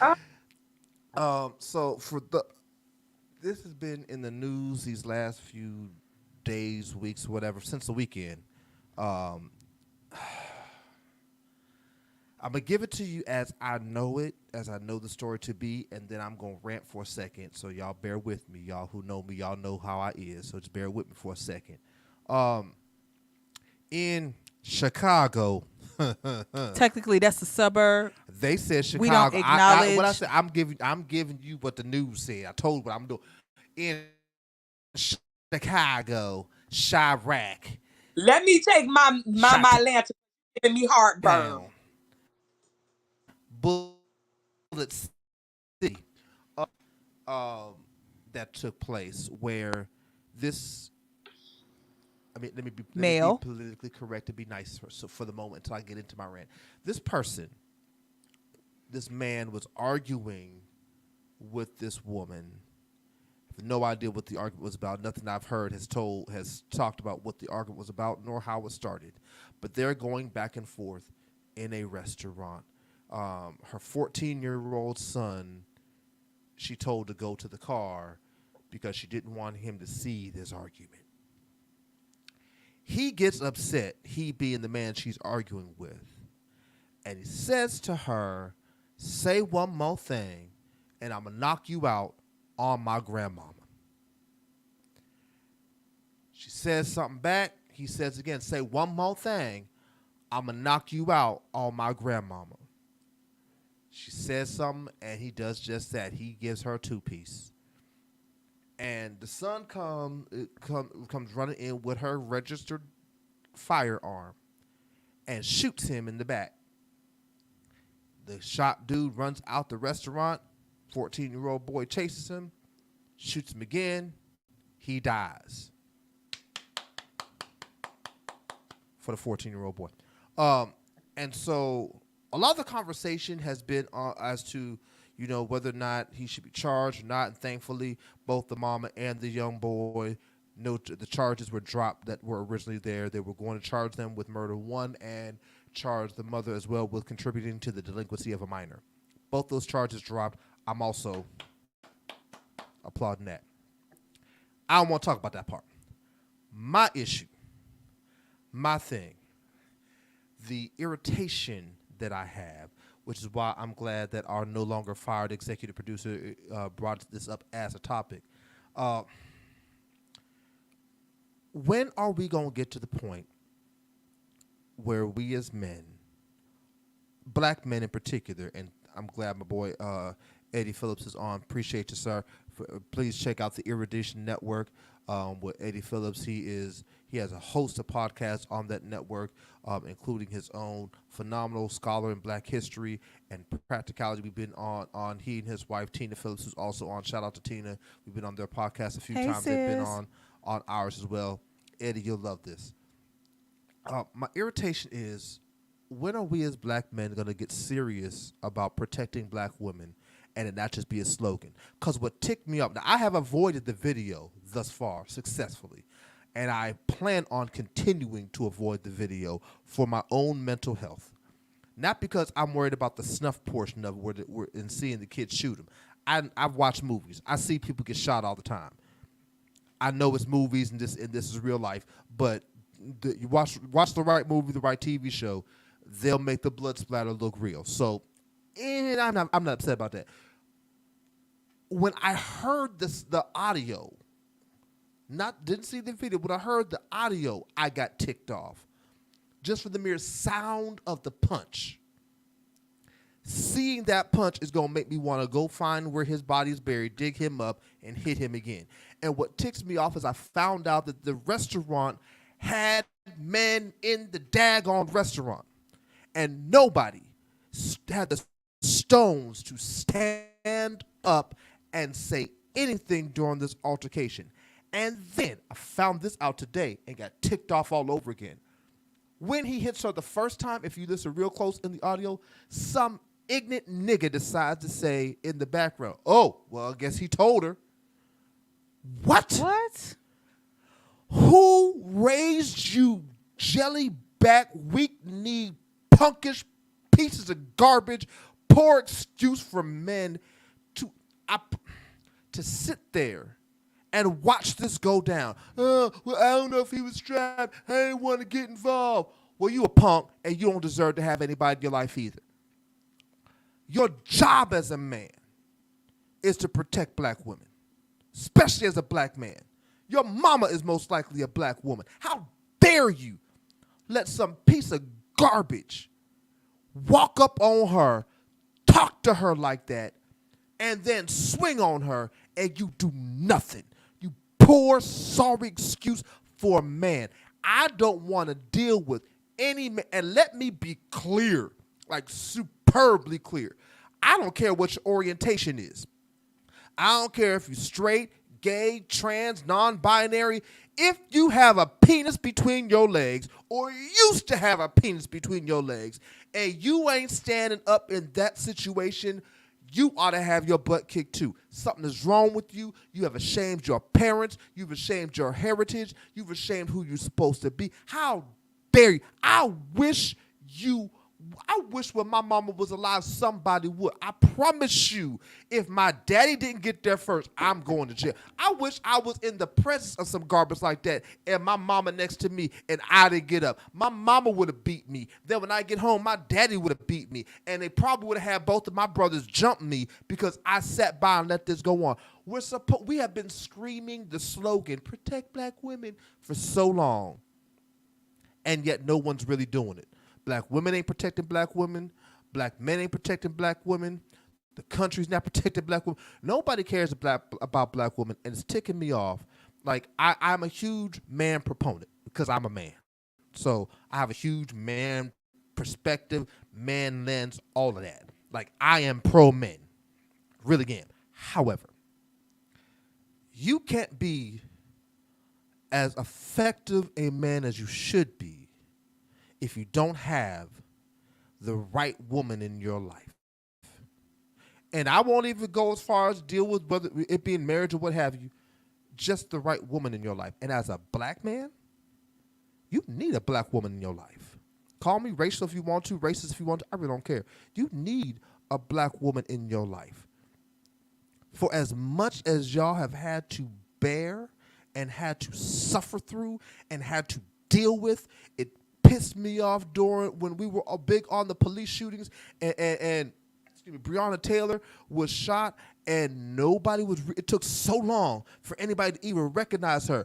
But George Floyd go down. And I'm not saying that we should not have protested for George Floyd. I'm not saying that can't be the straw that broke the camel's back. But how dare you let these black mothers and these black women march for George Floyd and y'all Negroes be silent for Breonna Taylor. Y'all Negroes be silent for Sandra Bland. Oh, all you can say is say her name, but you're not really saying her name. You're doing nothing. How dare you?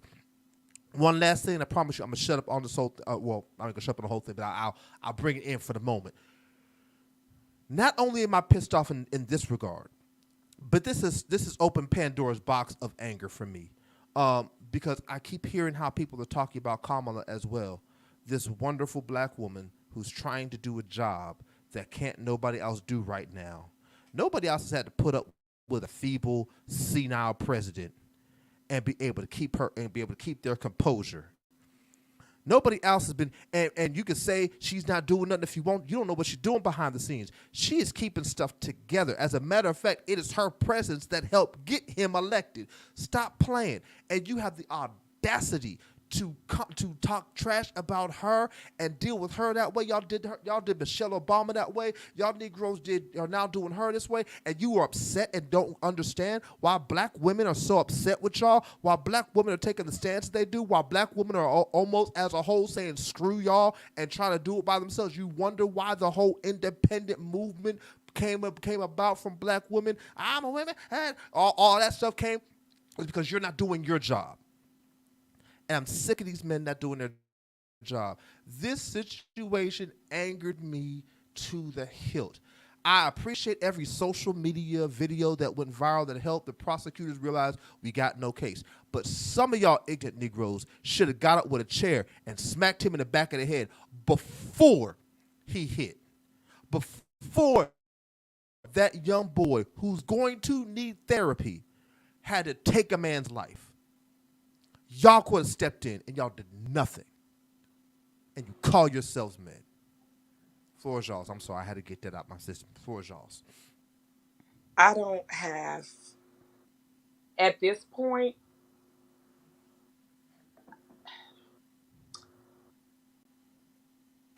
things have gotten this way within the last decade. I'd say within the last 10 to 15 years, things have gone south this way. I remember when I was coming up, men were men. Um, my dad is a man. He's a man's man, man. He gonna stand up for me. He gonna stand up for you, and he gonna stand up for everybody else. My dad is a man of order. He causes things to come back into alignment and into order. That's who he is. At this point where we now reside in the earth realm, I don't have an expectation from black men. I'm just being honest. And I know some may get mad. And Let I them don't get care. mad. Somebody wants to do it. I don't have an expectation. I don't. And when I say I don't have an expectation, I don't have an expectation from black men. If you do, you do. If you don't, you don't. Either way, I'm not took or a book bag. It just don't even matter to me. I don't expect you to it. I watch so many men walk through doors before women and not hold the doors open. And if they do hold the doors open, they let themselves in first and hold it from the back. Um, I don't have no expectation. I don't. But I am like the mama. Trust me when I tell you, when I leave my home, Susie leave it home with me because I don't have an expectation from black men. I don't leave home without Susie. Susie don't leave home without me. I usually don't pump gas, but have you guys ever seen the picture of the girl at night? She pumping the gas and she got her. That's how I pump my gas. If I have to get out at night, me and Susie pumping gas together. And it could be Mm-hmm. 5 other black men pumping their gas there. I don't trust you. I don't expect you to. Because I know one thing you're going to do is 9 out of 10. I'm not saying 10 out of 10, but 9 out of 10 as a black man, you're going to mind your black business. And that ain't me. So me and Susie, we got us. And I make it my business to frequent the range. Not annually, but multiple times weekly.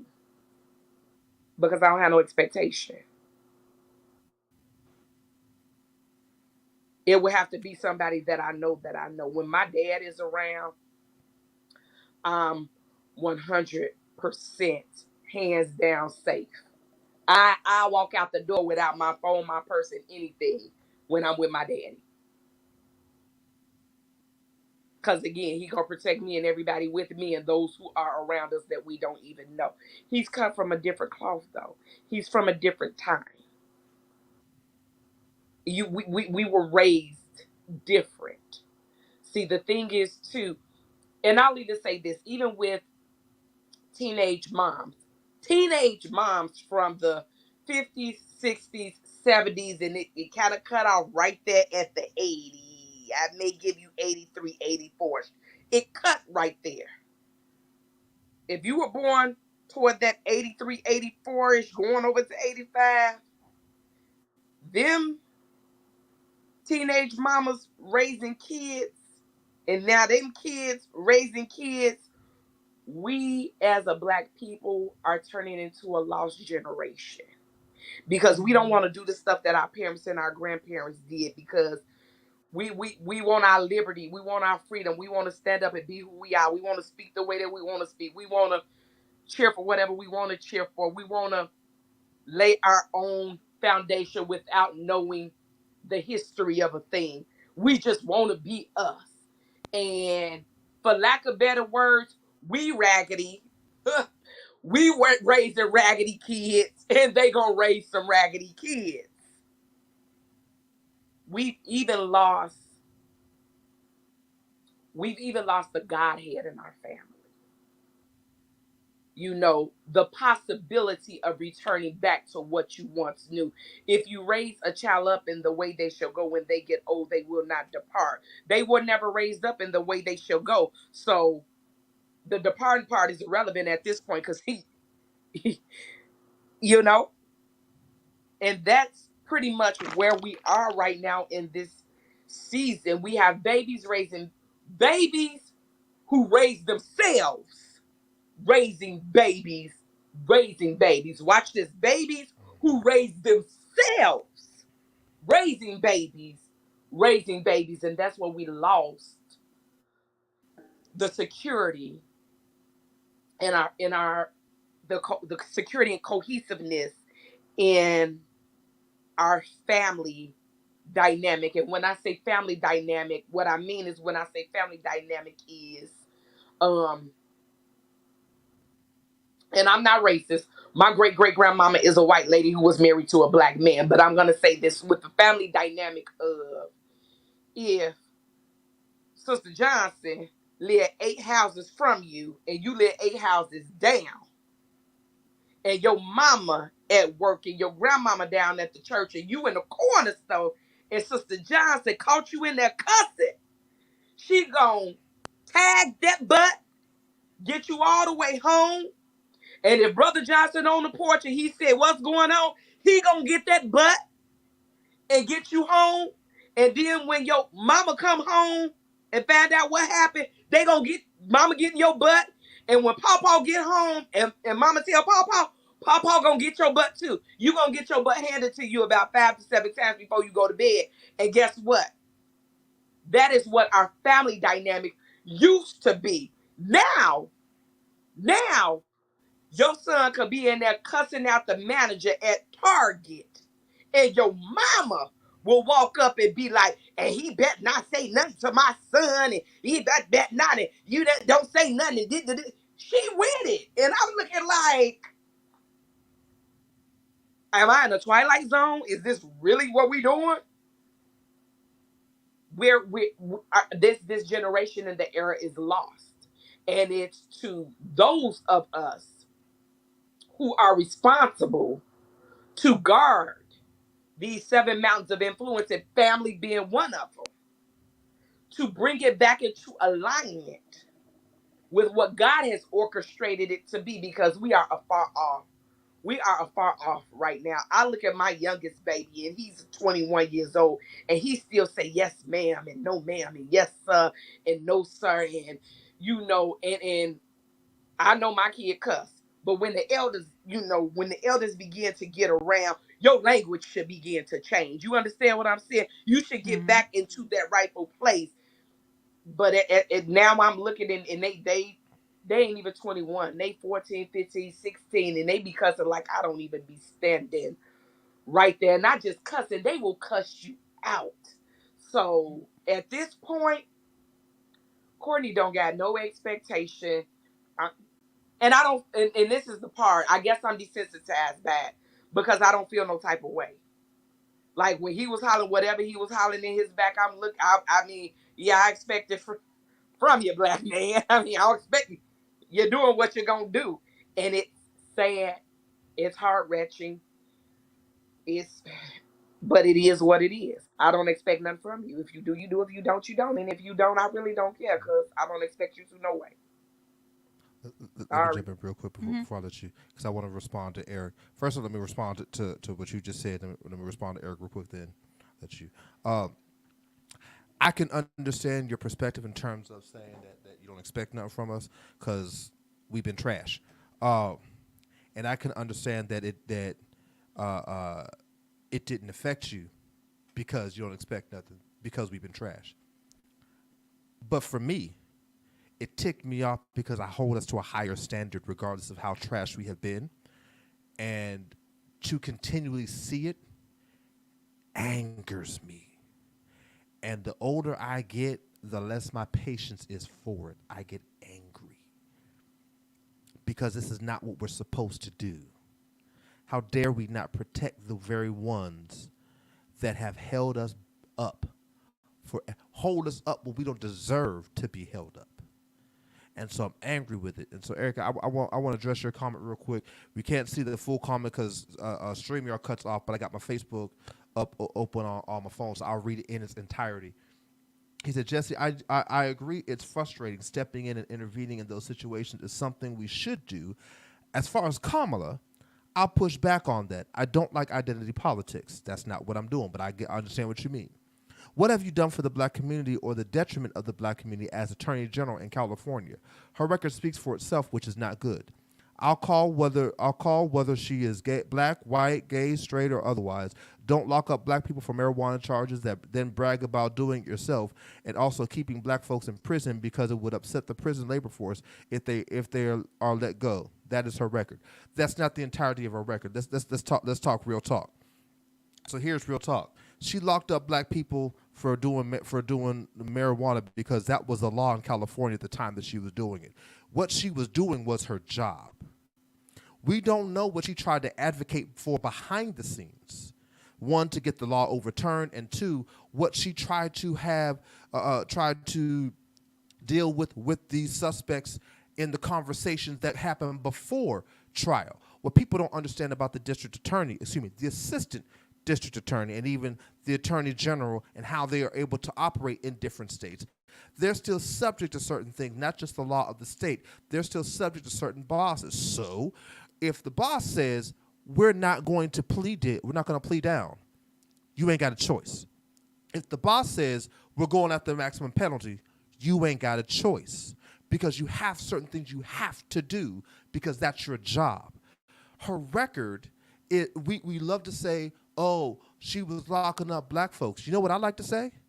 Them niggas probably shouldn't have been breaking the law in the first place. I've never been locked up because I've never broken the law.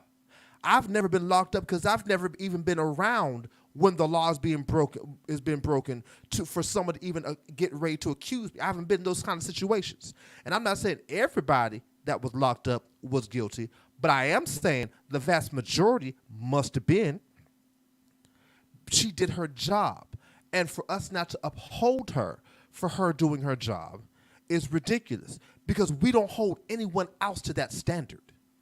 We don't hold no black man has been held to that standard. We don't get on the black district attorneys and black assistant district attorneys and black attorney generals for doing the exact same thing. Let me take you back a little ways. Marion Barry was the mayor of D.C., smoked crack, and we were like, I'll still vote for him. There is, I forget the guy's name, this fat, black, bald, ignorant man. I think he was in Louisiana. I forget what state he was in. He was a governor, corrupt as all get out. And black folks still said, I'm going to vote for him. Kamala does her job, and we ridicule her for doing her job. This is what I'm talking about when I say, why aren't we protecting black women? What we should be doing with Kamala is standing up and upholding her and saying, you did your job. Now this is what I would like for you to do better. And watch her try to do better. She touted her record because her record was the thing that was going to help her get to the position she needed to get to.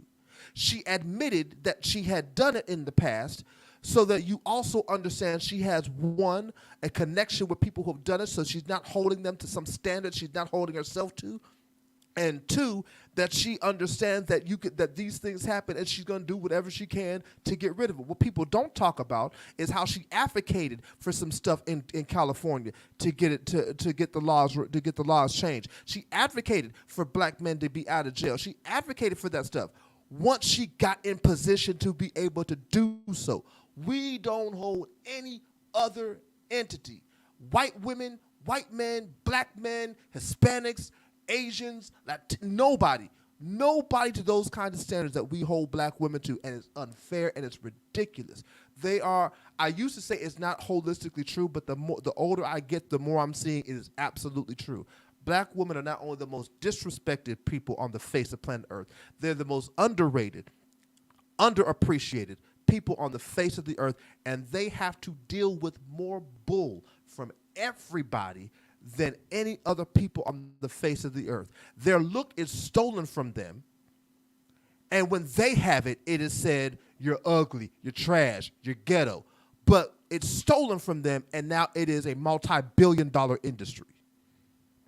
Their sound is taken from them. When they have it, it's ghetto and trash. When other people do it, oh my God, it's so clever, it's so wonderful. Their ideas are stolen from them. And when they do it, oh, That's not going to do anything. When somebody else does the same thing, we support it to the hilt. We don't support them. We don't uphold them. That is our job as black men. I don't deal in identity politics, but I'll tell you the truth. When it comes to my own, I'm going to deal in identity politics. I'll tell you why. I will give a black person, in particular black woman, the chance to fail first because they've never had the chance to do so before I give another race the chance to fail. Another race got to prove something to me. Black folks don't have to prove nothing to me right away. I'm going to give you the chance that you've never had because until you get to the place, I don't know what you're going to be able to do or not. They have had their chance. They've had their shots for years, decades, centuries. I'm now in a place I'm like, hey, look, right at this point, real talk, Flavor Flav can run, and I might consider voting for him. Just because I'm like, yo, I want to give you the chance to fail. And now, I'll be honest, well, no, Flavor Flav is a stretch because Barack Obama has been in office now. We've had a black man in a position of power, so now I expect more black men. That's why Kanye didn't get a chance. That's why Kanye didn't get a chance. I'm trying to think of a trashy black one on top of my head. I can't think of one that's Flavor Flav caliber. So female Flavor Flav, let's call her Flavor Not. She could run, and I'd be like, I'll give you the shot because you haven't had the shot to fail yet. Black women are never given the chance. They're always held to some ridiculous expectation no one else is held to. And then when it comes time to support and hold them, they're not cared for or supported. They're not cared for and supported in the medical industry. The way that they are treated and how they are diagnosed and what they're not given and how they're not listened to, it's atrocious. They're not dealt with and listened to in the legal realm. They're not dealt with in church. There was a vote 2 weeks ago from the Baptist Convention about women preachers in 2023. There is a pastor every so often I hear in the Facebook reel. Some things I agree with him on a lot. Most things I don't. Pastor Geno Jennings, this ignorant Negro, screams to the hilt about women preachers and how stupid it is. And I'm like, are you ignorant? How stupid are you? They're never given the shot. So yeah, in case of black women, I'm dealing with identity politics. I give them the chance to support, but I also understand that in general, 9 times out of 10, a black woman's heart is for black folks and for her people, and especially for black men. They will stand beside us when we don't deserve it. So how dare we not stand beside them in everything? I'm sorry, I just had to address that. And, I don't mean no harm, Eric. You know I'm cool. I think you cool. You've been on. I'm getting you back on the podcast. But that one right there, I can't get what you want, ma'am. That's because black women love black men unconditionally. Black men love black women only when they have a use for them. It comes with contingency. It's a difference. Yeah. Mm-hmm. That's all. It is So, what it is. For me, And I'm not saying all okay. black men, but the majority of them. You love me until you love me as I benefit you. You love me when you no longer have a need for me. I'm on my own. Black women, we love you in spite of you. We love you. Black women love black men the way that God loves everybody. I know. I'm just To being, our own black women love detriment. black men the way that God loves To his our children. own detriment sometimes. We love them like God loves us. They love us as long as they can benefit from us. When they can no longer benefit from us, it then becomes black women for black men and every black woman for themselves. Yeah, I was. We'll go back even to like the case of what is that stupid dude's name? The one who shot Megan Thee Stallion in the foot. Oh, I know who you're talking about. God, dog, his name has escaped me. Yeah. Yeah, it just escaped me. He shot her in the foot, and she refused to call the police because she was in fear that he is a black man will be shot and killed by the police. She went to the hospital, got treated, and for GSWs have to be reported. And she denied everything initially because she was trying to protect his life and he was trying to harm her to our own detriment. Like, we will go that far to protect our black men. There was a footage of during the George Floyd riots of this black woman who stood in front of the police, put her own body in the way to make sure that black men behind her who were raging out were not shot. That's what we This do. is us. This is And us. for the people who were saying, because I've been watching this topics, and I really didn't want to bring this for tonight because so many podcasts and so many lives are covering it. But for me, for the people who are saying, oh, that's just Chicago. Oh no, It didn't used to be that way. it didn't. I remember when growing up, I grew up in Inglewood. For those who know, who remember the Inglewood Strangler, the first black serial killer we had in the neighborhood, Yes. I knew him. He worked at the corner store. This man who was, going out killing prostitutes, the whole serial killer thing, he did it. He admitted he did it. Whole nine. This same man saw me leaving the store as a teenager and saw some dude trying to talk to me, some grown man, and walked me home to make sure I was safe.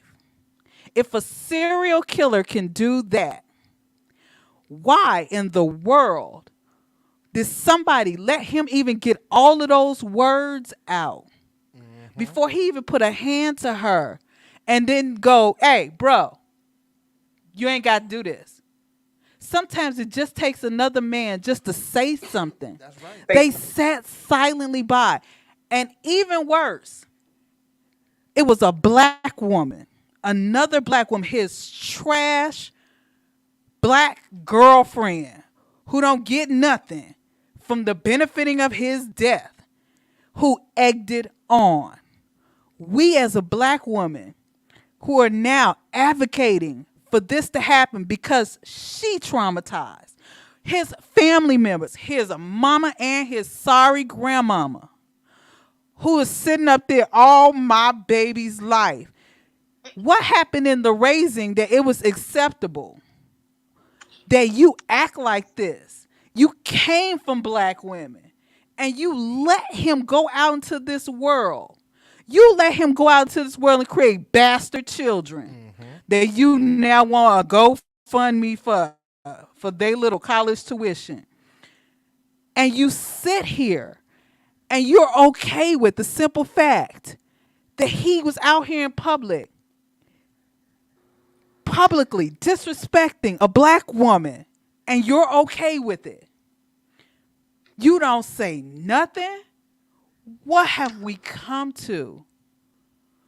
This has not been a thing. This is not representative of Chicago. This is representative of the breakdown of families and raising these men to have, if nothing else, some self-respect. You cannot call yourself a father to nobody's children, and you would do this and raise up black women, black daughters, and it'd be okay. It'd be okay. And the simple fact that people are like, oh, well, this little boy and Nicki Minaj giving him college. I'm like, let's talk about the fact that he's going to have to leave Chicago. Yeah. Yes. He is not safe. Him and his mama. Him and his mama. She is a Gage Park alumni just like me. She got to uproot her family in order to keep that boy safe now, because somewhere out there is some ignorant family members or friends of that black dude who are going to go after that little boy for revenge. Listen. What have we come to as a society that this is okay? It's not okay. The simple fact that our granddaughter is learning about what men look like from her grandfather and a white. Don't get me wrong, I love Jacob, but the male role model that is going to help raise her is a white man. This is who shows her mother respect. This is who shows her unconditional love in the home, first place. Not her biological father, who, for all intents and purposes, abandoned her. This is what have we come to? Let me jump in here for one quick second, because I just got a message that Courtney is on 8% on her phone. Okay. Here's what we're gonna do. I want to give. We're going to jump in with break because I'm losing charge too. I want to give her a I chance want to get some what? last remarks, and then Eddie, if you can jump in, if you would like to jump in, Eddie, I would love to continue just a little bit more, and then with you in. Go ahead, Courtney. The floor is yours. I want to comment to what Falonda said. Like, what happened? Where are we? The place that we are in today, this place has been an expectation in reality terms. We got to this place because our black men are not in their rightful positions as the black kings they were created to be. They were created to rule over the land. They were created to rule over everything in the earth, every crawling thing, even the creatures that are in the sea. Black men was one of their parts of creation was to rule over every single thing. And because they are not in their rightful place, the family dynamic of honor and respect are becoming obsolete. With the mother and the grandmother, what I'm looking at is a generational thing. Remember earlier I said we were talking about divorce? People, a lot of times they quote, if you know better, you do better. How if you've never been taught? You can look at the response of some people and look at the lineage, the mothers, the grandmothers. I can tell a family that don't have kings implementing their love, their power, their assertive of authority within their bloodline. I can almost look at a woman in the response, the things that they say, the way that they react. I can look and tell when there has not been a positive male role model to father over your family because of the way you act and the way that you respond. I just think back to the breakup of the black family, and we really never gained our composure after it. I look at when they bought black people over here to the US of A. They brought the black people over here and they separated the men. They took the kings away from the family and they beat them in front of the families to show the wives and the children they cannot protect you. They are broken. And so that placed fear in the women and fear in the children. And they would rape the wives in front of the husbands, and there was nothing that the husbands could do. And that went on for slavery. And then once we arose from that era, there was the wars. So what happened with the wars? The white men went off, and so did the black men go off to war. And so what that did was that broke the family dynamic again. So what happened? The women began to do all of the jobs that men began to do. They began to work in the warehouses, in the factories. They began to fix on the cars. They began to take out the trash. They began to be not just the nurturers, because that's what we're supposed to do, but they began to be the disciplinary for the children. They had to assume the position. And so once the wars were over, what happened? Now it's etched in our mind that we really don't need you. We can do it all. We were never created to do it all. But now that we've learned that we can suffer and suffer well, We don't need you no more. So what happens? It then became less imperative for us to have husbands, to have men, because I make my own money, I paint my own house, I pump my own gas, I change my own brakes. I really don't need you for anything other than sex. I'm just keeping it a buck. It's the truth. So what happens Mm-hmm. is we have, instead of us seeking the marriage, instead of us seeking ye first the kingdom of God and all of his righteousness, and then getting all these other things, we don't even want the marriage. We just want the kids because we really don't need you to raise the kids because we can do it ourselves. So we not looking for a husband. We just looking for somebody to impregnate us. And we don't even need to be in a relationship. It can even be somebody else's husband. We just want a baby. And so what happens is we become the head of the household instead of the help of the household. And we are raising these boys. I've always said this: I can raise you to be a decent human being, but I cannot raise you to be a man. I am not a man. I've never been a man. I don't want to be a man. I don't know about being a man. I can't teach you and show you how to be a man, but I can raise you to be a decent human being. What happened Mm-hmm. is they were all in the same place in space, and there was not a man in sight, nor was there a decent human being. We love our black men without reservation, but we still, as women, love each other based upon the need for each other. When we don't even need each other anymore, we don't protect each other. And that's the reality of a thing. You're So, talking right.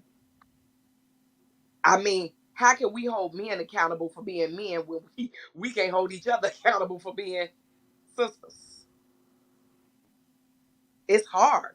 It's like a But catch that's why I wound up saying that 20. It's just, Falada, you could drop your whole bag of groceries and Courtney go keep walking to her car. As if I didn't see you drop your mm-hmm. stuff, sis. I will not stop and help you. I'm gonna mind my business. Like when I see stuff like that, that's not cool. It's not okay. But again, I say all the time, Courtney can't expect everybody else to be Courtney. You come from a different cloth. Like seriously, for Mm-hmm. real. I've had to accept the fact that I'm a rare breed. As you brought up the situation with Megan, it was more black women bashing Megan than it was black men. Yes. The buck. That's the truth of the matter. So the thing is, I don't have an expectation for black men, but the next question is there an expectation from another black sister? Mm-hmm. If you do, you do. If you don't, you don't. And if you don't, and watch this, that's a protective mechanism. And when I say stuff like that, I'm speaking in general, not my perspective, but the general perspective. Because from my circle, oh, I got an expectation, and you better have an Mm-hmm. expectation of me, because we gonna Mm-hmm. show Mm-hmm. up for each other.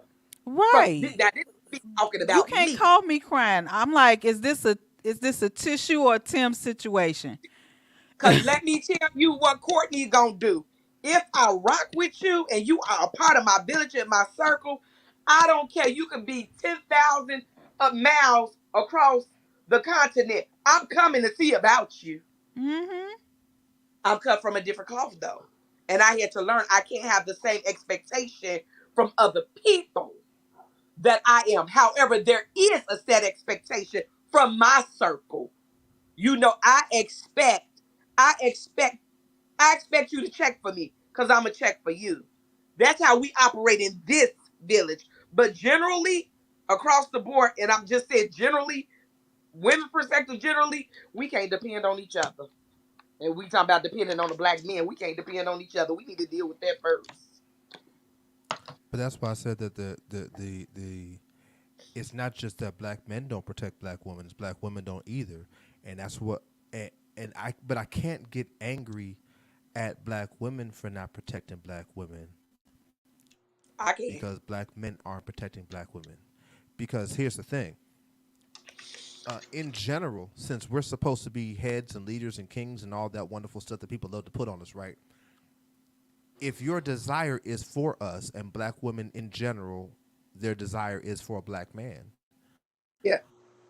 well, they're going to do what it takes to be attractive to that black man. So, if I see that black men don't care about black women in order to be attractive to them, I'm not going to care about black women. If I see that all they want are hoes and this, that, and the third, I'm going to try and be that for them. If I see that I need to do that, so it's not that Yeah. that black women are not responsible for that. It is, however, more on us as black men because we're supposed to set the standard, and we have not been doing so. Oh. And because we have not been doing so, that's a problem. Our job was to be able to uphold, uplift, and keep and protect you, and we're not. And because there's not a great list of black men left to teach other black men what they're supposed to do, that's where there's the problem at. Yeah. Yes. So here's what we're gonna do. We're gonna have to unfortunately let Dr. Apostle Courtney go. Her phone is almost dead. We're gonna get you back on here though. We're gonna get you back on here so you can get a taste of the real talk banter as well. We go, but before we let you go, I'm gonna say it one more time. Please make sure when you get the opportunity, or better yet, make the opportunity to pick up her wonderful, powerful book that she has out right now. I'm gonna go ahead and put it back up there so everybody can see it. It is The Hidden Hurts of a Woman's Heart, intentionally healing hurts through the Word of God. That is the wonderful and dynamic author, Courtney Hendrix. But then she's not just an author, she's also a licensed therapist. And so if you need some therapy, go on ahead and go to her website at www.courtneyphendrix.com and inquire about her services and the things that she offers and how you can get some healing in your own life through therapy, because she's good at what she does as well. So we are so privileged, we're so excited to have had you on. We're gonna get you back on here as soon as humanly possible. But for now, I'm ready. we love you. We appreciate you. We thank you so much for coming on out, and we will talk to you as soon as possible. Love you both. Thanks for having me. Thank you for coming on. All right. So here we're gonna do. I'm gonna try because you look like you get ready to go to the bathroom. I'm gonna try real quick because I had messaged Eddie. Okay. I'm trying to get him on real quick. I'm sending you the link now. I'm getting ready to send you the link now in just a second. I wanted to make sure you were comfortable coming on first, or you wanted to come on first. I don't want to infringe upon your time. So yeah, just sent you the link now, so you can pop on when you get a chance, Eddie. So yeah, we're gonna do that. If you would like, if you can either, if you want to go to the bathroom, you go to the bathroom, or you can finish where you left off, because I know you weren't finished with all the things that you were saying.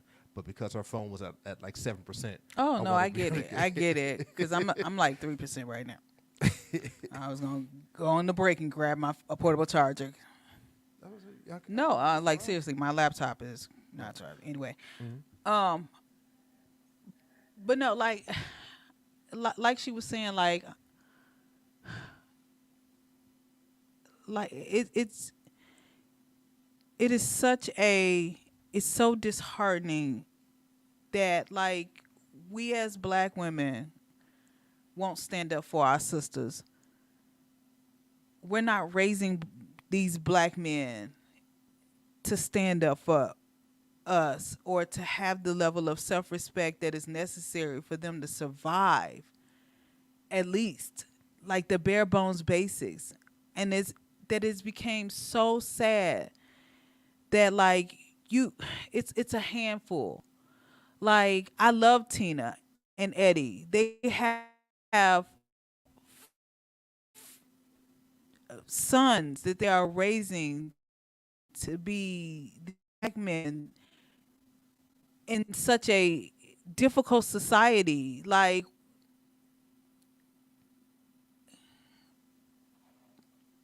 it's just sad. It's disheartening, and we just got to do better. Like we cannot like I if I hear one more podcast with black men trashing black women, I'm like, you act like we want to be this way. Like when me and you first got together, I'm like, look, yes, I have the ability to do it all, but I don't want to. I'm tired. Like I was listening to this podcast the other day, and they were talking about black women and not being with black men. I'm like, look, we tired. Like this is real. Yeah, we have been equipped to train to have to do it all. We're the mothers and the fathers and all of that stuff. We don't want to be though. We don't want to be. We didn't ask for this. Like we didn't ask for these positions. We don't want it. Like we don't want to have to do it all. We don't want to be the breadwinner. We don't want to have. We don't want the responsibility. We didn't ask for it. And we are tired. And I understand all of the things that systematically happened throughout history, the way it got designed, and they did it. And they're successful at it, of dividing us up, not only by color and status and economic and how much white we got in us, but financially. Like you can't even get assistance. Like the simple fact that like you couldn't get financial assistance in in the poverty areas that separated us. Like they made it impossible for the black man to stay in the home, and the home still survived. But we tired. We don't live in that era. Something has to snap. We don't want the responsibility. We don't want the job. We don't want to have to protect ourselves. I shouldn't have to go and get. I shouldn't have to bring my steel to get some peace in my sister's home because nobody else will do it. I don't want to be masculine. I don't want to. I would love to live in my soft girl era. I don't want the responsibility anymore. It's a whole bunch of black women that are like that. We don't want the responsibility. But if we don't do it, then who? Who gonna do it? And we're doing a sucky job of teaching it. We don't want it. That's it. That's all. We like to welcome into the podcast. I'm gonna call you doctor because the way you break things down is very professorial. So we like to bring in our good friend Dr. Eddie Phillips, who's so kind to join us. I know, Tina, I apologize. It wasn't that I didn't want you on. It's that for this in particular, this time I wanted to not only get Eddie's perspective from the way that he comes at things, but also as another black man's perspective, because it's our job to protect black women first before it's ever black women's job to have to deal with it. So, sir, the floor is yours. Can you all hear me? Can you hear me? Yeah. Yes, sir. Because I don't know. My mic sometimes, y'all know how this podcast thing. Sometimes We get it. So you got to check.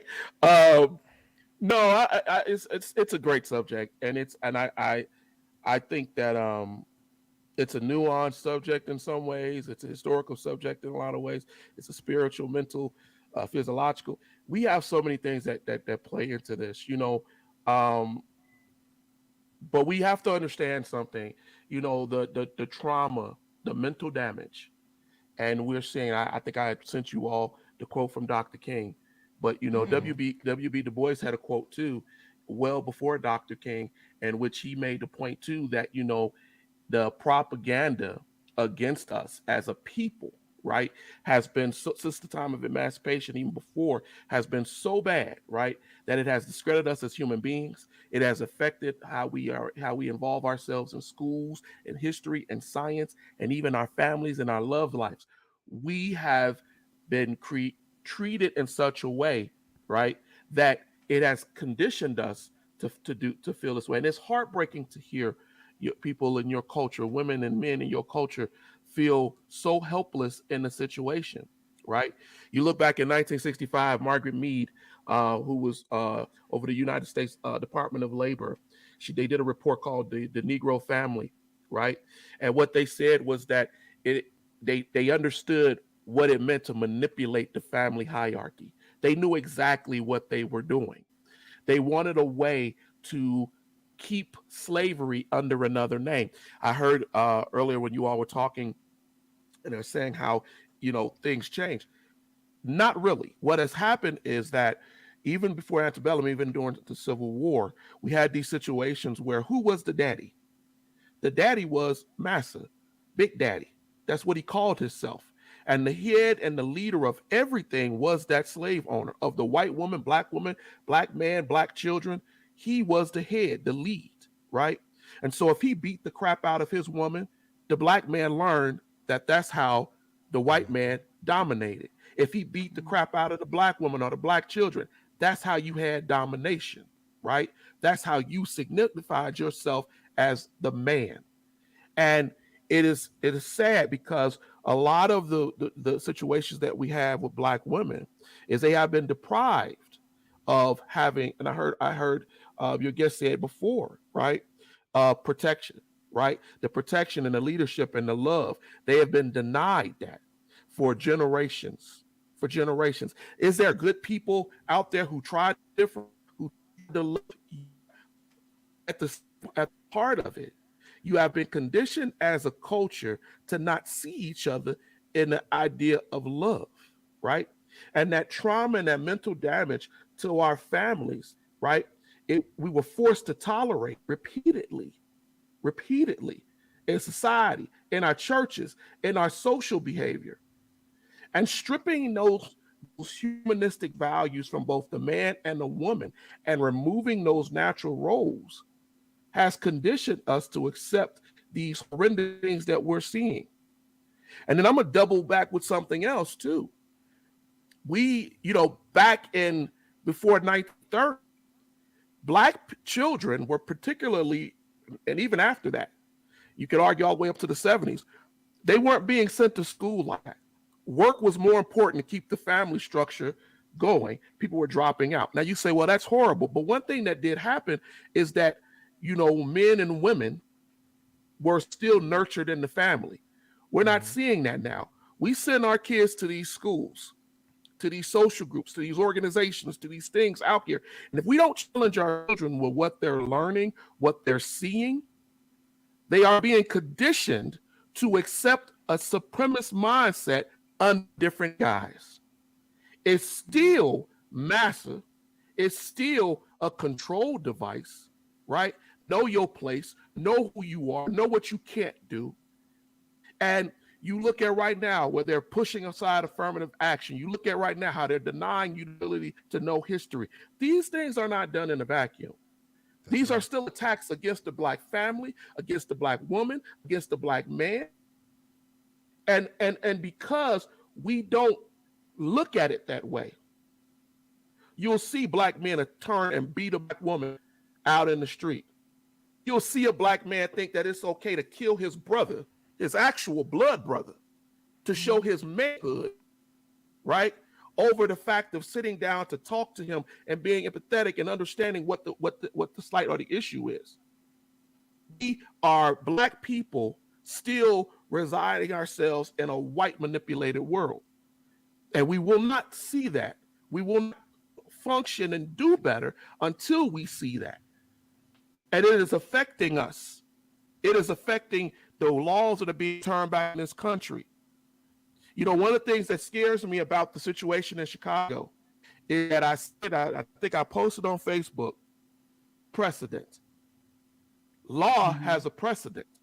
Mm-hmm. If it's okay for whatever reason that this young black man, this young boy shot this man and killed him, if it's okay, right, by the courts for that to happen, and you have to be very, very clear with what is permissible, because if they make that precedent, it will be argued in the court, right? So the next time a black man and a black woman get into an argument, and one of them shoots and kills the other, they're going to argue this case. But it's already. Yep. Go ahead. No, it's an actual law in Chicago. Like if you see someone and they're in what they consider like real and irrational loss of life, you are supposed to step in, and it's a legal thing. And I found out that they actually put that law in Chicago in place to stop lawsuits from police killing unarmed Yes. black people. Yes. It's an These actual precedents. law. Like those men who were in there were supposed to actually step in according to the law because her life became at stake. At And if stake. you don't, you can be held legally liable for it. I agree. But then that's the thing, though. When we have these laws on the books, and a lot of times, I think I posted you earlier, we don't look at these cases. These cases stay popular in the public for a little bit, and then we close them, and we don't even think about them, and we don't understand that those cases affect us. They affect how we're seen in this country. It's scary. It's really scary raising black men, young black men, because right now can be killed by anyone. And if you have that on you every day, at fear, because it can become a real fear if we don't talk to our children, a real intolerable fear, it makes you act out. It makes you scared. One of the guys on one of the podcasts we were watching, he said that he likes the fact that black young men now feel comfortable with the N-word and using it interdynamically with whites, blacks, and whatever. And I said, well, we have to be careful of that, because what happens is we are not in an interpersonal society anymore. We talk to each other via websites and different things, chat, so we don't see each other. And so when we are confronted with real life issues, when someone calls you N-word completely to your face, right? And rather it's a cop, how you respond to that, the panic that you have, the intolerance that you have, the rage that you have could cost you your life. This thing that we're teaching out here is so important. It's so important. I spent the better part of the last 3 days up late at night trying to create a course, an early world history course, because I feel it is so important that we know who we are. I truly believe that if black people particularly know who they are, you ever notice, if you know your mama and your daddy was worth something, I don't mean rich, right? The way they carried themselves, the way they lived their life, you would do anything not to embarrass the memory of these people who you hold in esteem. But because we don't teach that, because we're not teaching that to our children, to our culture, they hold the wrong things in esteem. They hold thuggishness, the sluttiness, the lasciviousness, the foolery. They hold that in esteem because they think that that's what makes money. That's what makes me become seen. It is no longer about the educated, the academic, the knowledge of self. It's no longer about that. It's no longer building a business, even though I'm not a rich man, but I can take care of my family. Even though I'm not a rich woman, but I can provide and know what to cook, do for my family for us to survive. It's no longer about that. It's about status. How can I keep my status? How can I be seen as valuable as any of these people that are out there? And until we teach people that there is a value in where you come from, why people believe that they come from England, Germany, France, they teach you in our schools the value of your heritage. The Bible shows you how important ancestry is, right? You go through Genesis and it lays it out to you. Who begat who lay with who, right? It's so important to know who you come from. And we have a whole culture here who does not know. And now they're telling you you're not going to know. We have to do better. And we have to do better so that black men won't be raising their hands to beat on a black woman in a food joint. In a food joint. If that black man had been taught the value of a black woman, other than, okay, she's mean, she's loud, she's challenging me as a masculine, he beat that black woman in a way some black men won't even beat another dude. Right. That's foolery. But this is where we are. And what are we being taught? I heard you just say war, right? Teaching us war. Teaching us to war against each other. Teaching us to devalue each other. Teaching us that there's absolutely nothing of value between each other, right? And then black women having to feel that she still can't be protected. Because the white man used her in a harem. The black man now is using her in a harem, right? I'm gonna sleep with as many black women as I possibly can, and we fight against each other, right? And now she feels like I can't depend, I can't find love, and what she does, right? When she does find a man that can love her just to love her, a lot of them don't know how to accept it as love. And on the vice part, on the verse part of that, a lot of black men don't know how to accept it either, because they see it as weakness. Now I'm gonna do what matters. Or we trying to emasculate you. Yeah, you go. I'm gonna do what I learned, right, from my daddy's daddy, grandfather, whatever, and what they taught them. Now I'm gonna put my hands on her. You didn't cook my food. I'm gonna beat her down in front of the kids because I want to show my children that this is how you dominate. This is how you keep her under control, right? I've sat around, Jesse, I'm sure you have too, and heard black men talk about how many women that they have. And these are married men, people in the church, right? And telling you that that's okay when you know in your spirit that ain't okay, right? You dishonoring this woman who's doing everything for you. But who taught you that? So I tell you, it's a deeper issue. It's such a deep issue. I'm always going to handle it from a historical perspective because I truly believe we lack it. We are lacking it.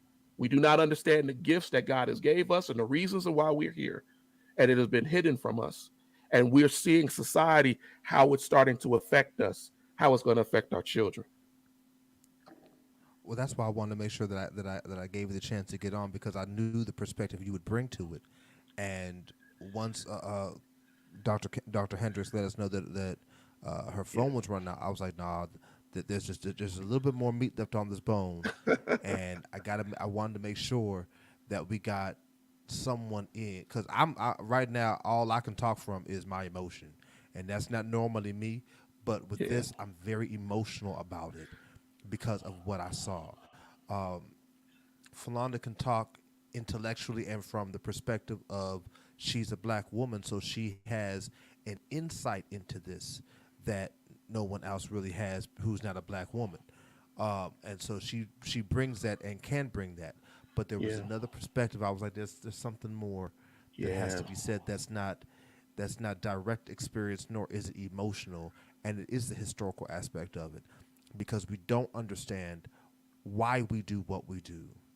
And because we don't understand why we do what we do, we keep repeating it.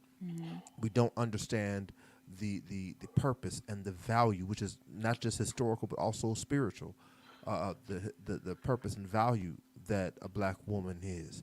And as a result, I say this all the time to High Praise Ministries, what you don't know the purpose of, you will always abuse. Yep. And so now they have become very abused in how they're dealt with. And the worst portion of that to me is because they have become so abused, because black women have been so discarded in the way that they have, idiotic, stupid, trifling black men don't realize they can't really fully achieve the purpose that they're supposed to achieve because it takes a black woman to help propel you to heights and to levels that you could never reach on your own. This is no disrespect or shade to any other race, and you're talking to somebody who was formerly married to a formerly married to a white woman. Sorry, Dr. Umar, I don't mean to disappoint you, but I was formerly married to a white woman.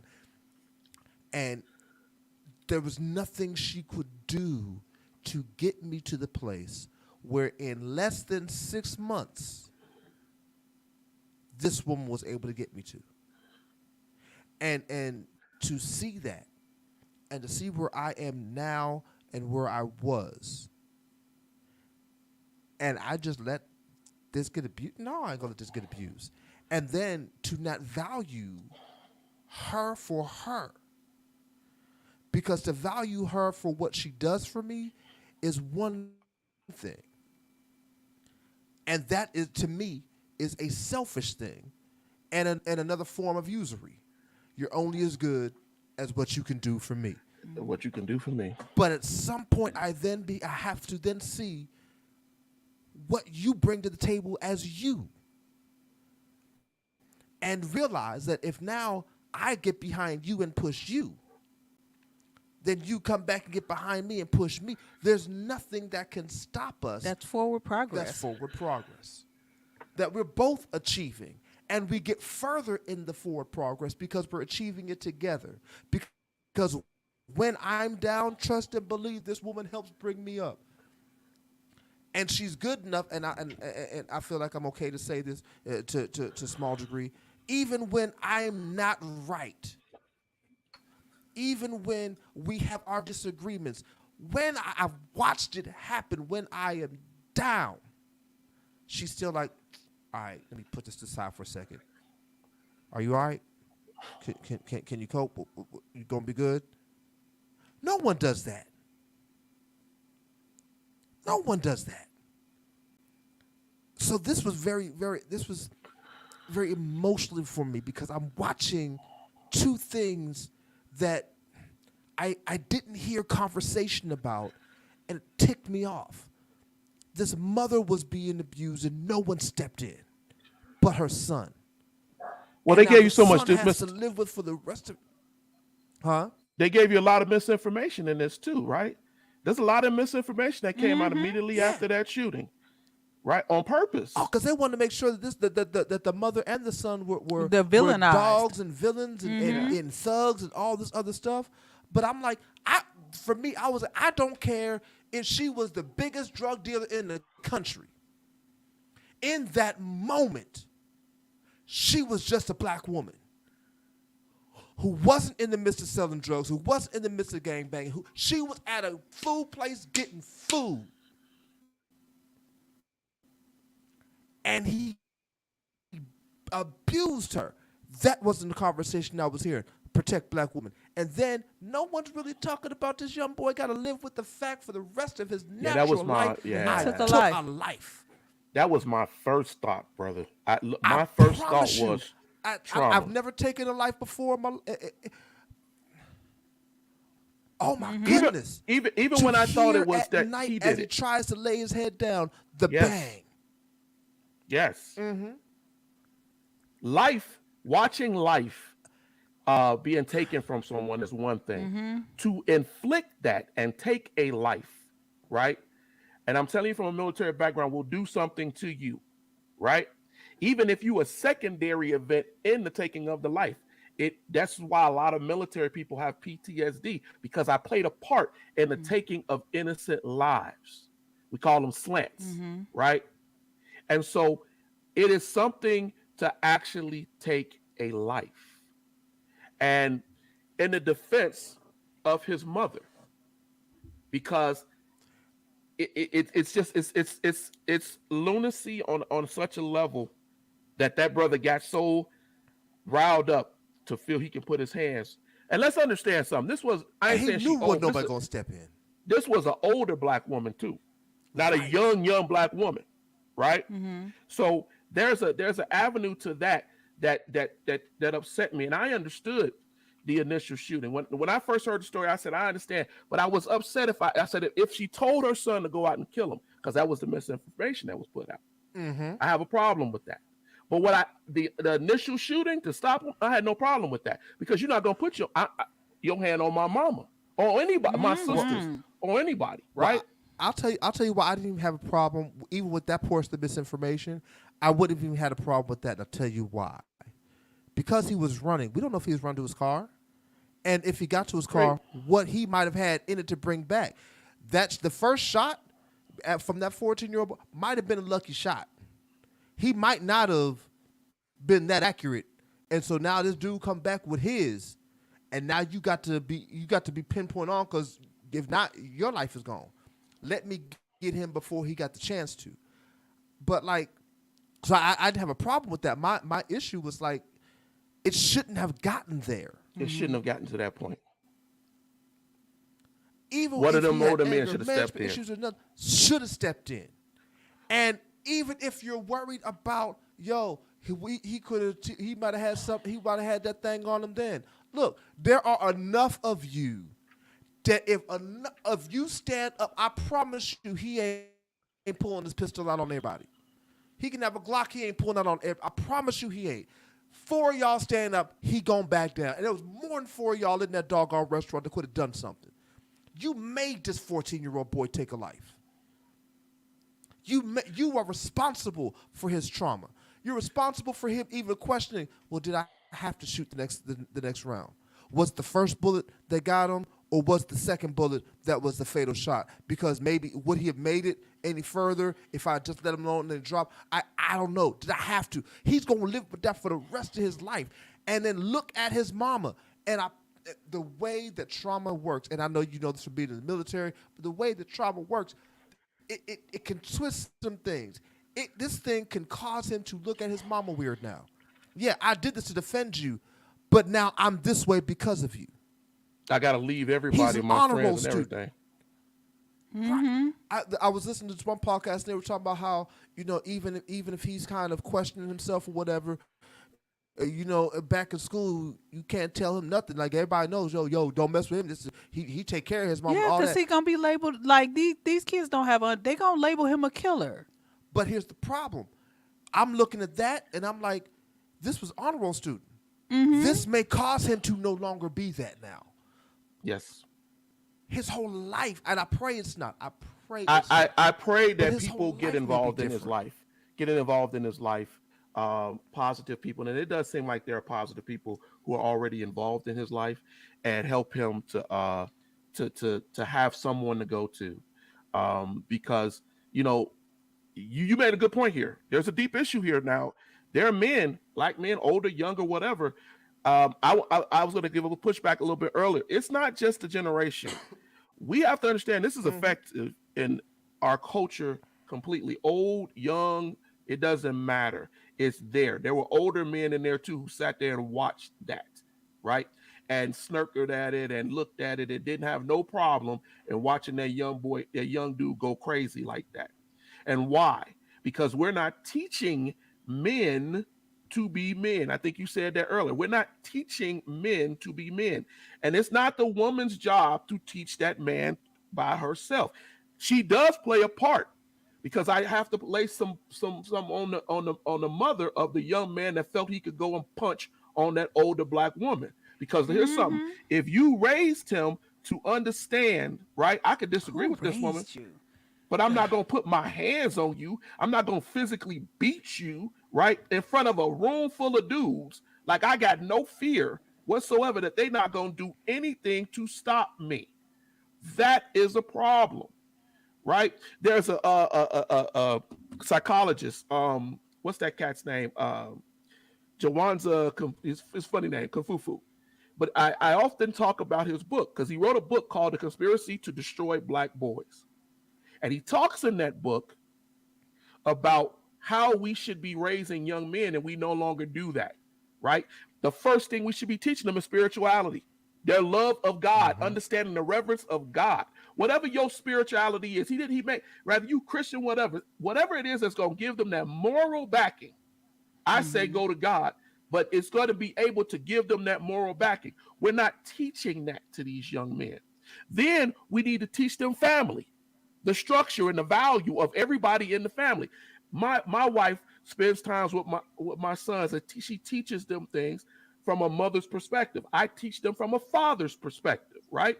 But they get that full idea of how to operate in this world. So it's not a parallax view, right? They can see both sides of it. So they can make better judgments, and they can value, right, that woman. Because here's the thing a lot of people don't understand. Boys, men, they buck. It is in us to do. That's the nature. Yep. We're going to buck. But if the father is there when that boy mouths off to his mama, because he gonna buck and be like, I know you did not just do that. That makes that boy understand this is not acceptable. I do not do this. I value because Raymond Jones would have not. I was just gonna say, I got a story on that. I promise you. My father, I had it, and this is me as a young man. I was in my early 20s when this happened. I came home for, no, I was already home for summer break. My dad, my family, we were responsible for the audio video production for the church. Mm-hmm. My dad's a genius as for the level of education he had and what he was able to accomplish with technology is ridiculous. We're talking back in the days where you had the VHS camcorders.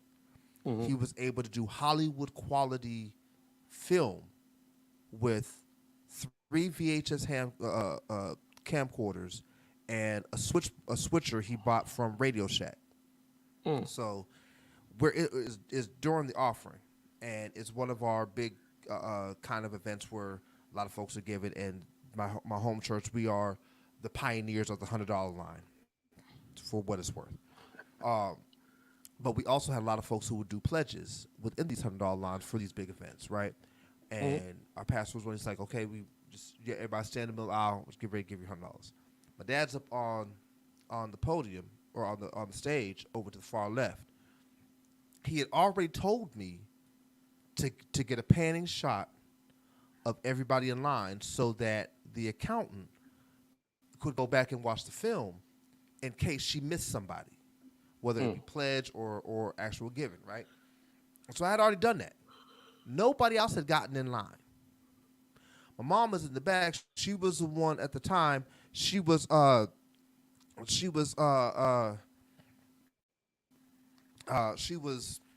the switching of all the cameras, right? And so she's screaming in my ear because we have headsets. Jesse, get up and take a shot. Just get up and pan the people. I'm trying to tell her, I just 4 minutes ago gotten and nobody has gotten in. I'm waiting on somebody else to come in the line. And so like she's screaming and we're going back and forth, but it's quiet over the headset, right? And so my mom gets upset and she floats up to the front, gets on the camera, she takes the shot, and then she looks at me and she says, I should punch you in the face. I told you to get up. And she is letting me have it. It is no longer quiet. Yeah. I'm now angry. I'm embarrassed and I'm in my feelings. And I don't have the greatest grasp of my temperament at that age. So look at her and I'm like, all right, I'm just taking it because I know better than to swing on my mom. Yeah. I was raised right. But I also wasn't raised so right that I don't know not to express myself. So I leaned over to my boy Russell, and I say to him after she's gone, I said, I wish she would have hit me. I'm grown now, and she doesn't realize I can knock her out. I'm big enough and strong enough. I will knock her out. I didn't realize church niggas are church niggas at the time, and they gossip. And so I thought where I was whispering, but because of my anger, I wasn't whispering as quietly as I should have. Somebody heard it and sent to and it got back to my mom. So after service, she's in my face, I'm in hers. I said, screw this, I'm leaving. I went over to my boy Russell's house for the night. It was cool there. Late Sunday evening, get back home. I'm sitting in my room. My dad's downstairs. He calls me downstairs. He says, Jesse, come here. I come downstairs. He's looking in the refrigerator and doesn't look me at all in the eye at all. That's unlike my dad. He normally will look a person in the eye when he talks to him. He said, so I heard you said you was going to punch your mother. I said, but Dad, you don't understand. I was just saying that she's made me mad because this, that, and the third, that yada, yada, yada. He said, shut up. He said, you ain't lay your hands on my wife because the moment you do, you stop being my son and you going to be a nigga I'm going to kill. That may be your mother, but that's my wife. And then he turns around, he puts his hand right on my shoulders, and he says, I love her more than I love you.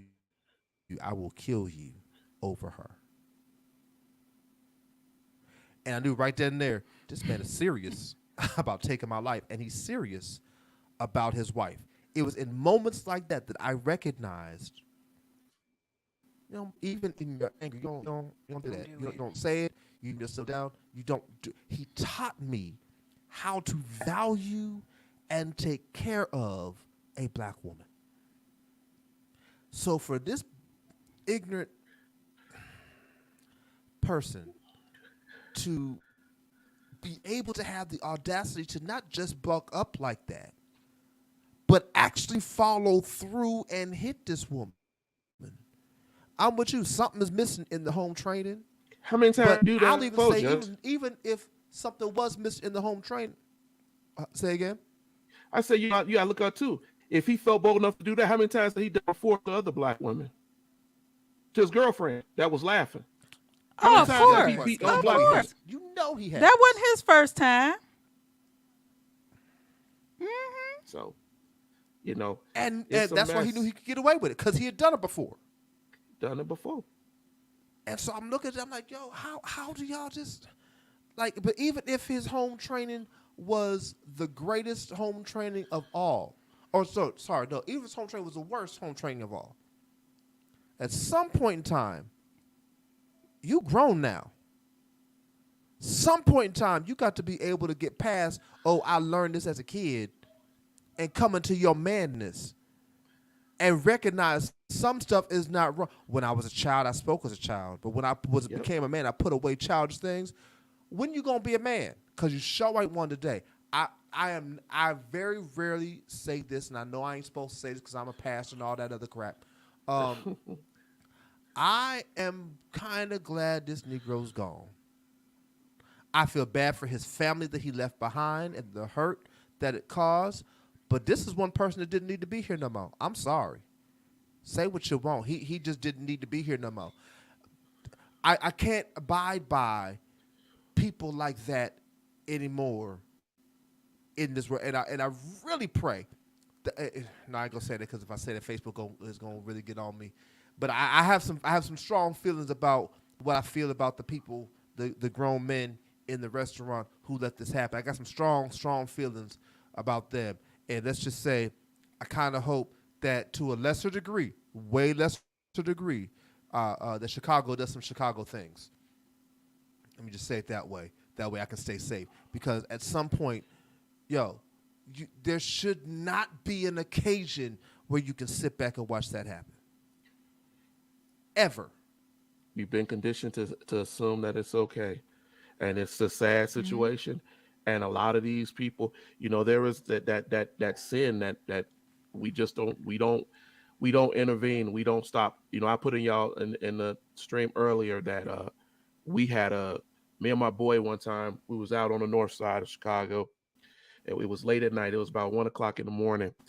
And we were screenwriting, and we would get up to go to Walgreens.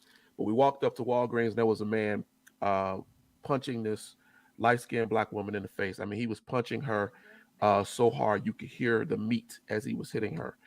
And she was all bloody in the face. And we both ran over and intervened in this. When I say intervene, we put hands on this dude. But he was shocked, right? And he was obviously under the influence of something. And there was a danger to us because we don't know if he had anything on him. But the fact of the matter is, we were able to stop him from beating her. We took her into the Walgreens and allowed her. She called the police, and they sent the paramedic to come, to attend to her. But we have to understand that there are people out here, right, who will do whatever they will want to do to a black woman because they don't feel the society will defend her. And I never forgot that dude's shocked face that these two young black dudes intervened and didn't just let him do whatever he was doing. Right. And we got to get to that point. We really got to get to that point that we stop these things. But, brother, I just want to get on it because there's so much to say to that. I appreciate you all letting me on here for the few moments that I was on here. Thank you for stepping we appreciate in. You stopping in, man. I really do appreciate it. Tina and we was watching, and I was like, it's so much to say to this situation. But I'm happy. Look, I give so much credit to you all and other people in our circle who are out here trying, right? Trying on every level. God let me understand recently, we may not reach everybody, but it's the few that we reach, right? That who need it, who need that other voice in their head that stops them from following the foolery that they see with this young man that lost his life because of the foolish nature that he had built up over time. I just it's a wonderful thing that God has allowed this technology and the ability to do this, and who you're touching and who you're influencing and giving that other perspective is very important. And I want you all to know it's appreciated. Appreciate you so much for saying so. We appreciate you for stopping by. And so what we're going to do at this point, I normally I will go into the Real Talk Banter, but this has been such a great podcast. We've had 2 separate guests on now. So I feel like that's full. So what I'll do for y'all, for the Real Talk Podcast viewers, one day, but maybe one day this week, me and Falonda will jump on we'll just do live banter. something like that. We might do that sometime this week or next week, something like that. But this has been a wonderful edition of the Real Talk Podcast. I want to thank my special guest, Dr. Courtney Hendrix, for stopping by, as well as the one and only Dr. Eddie Phillips. Appreciate him for pitch hitting and jumping in as well. Listen, make sure y'all check them out and everything that they do. Go to CourtneyPHendrix.com for her services. That way you can check her out. She's a licensed physician. Please make sure to check her out, as well as go to Amazon, Barnes & Noble online, or even to her website, Courtney P. Hendrix, and pick up her book, The Hidden Hurts of a Woman's Heart, Intentionally Healing through the Word of God. Please make sure you pick that up, as well as don't forget to check out the Erudition Network.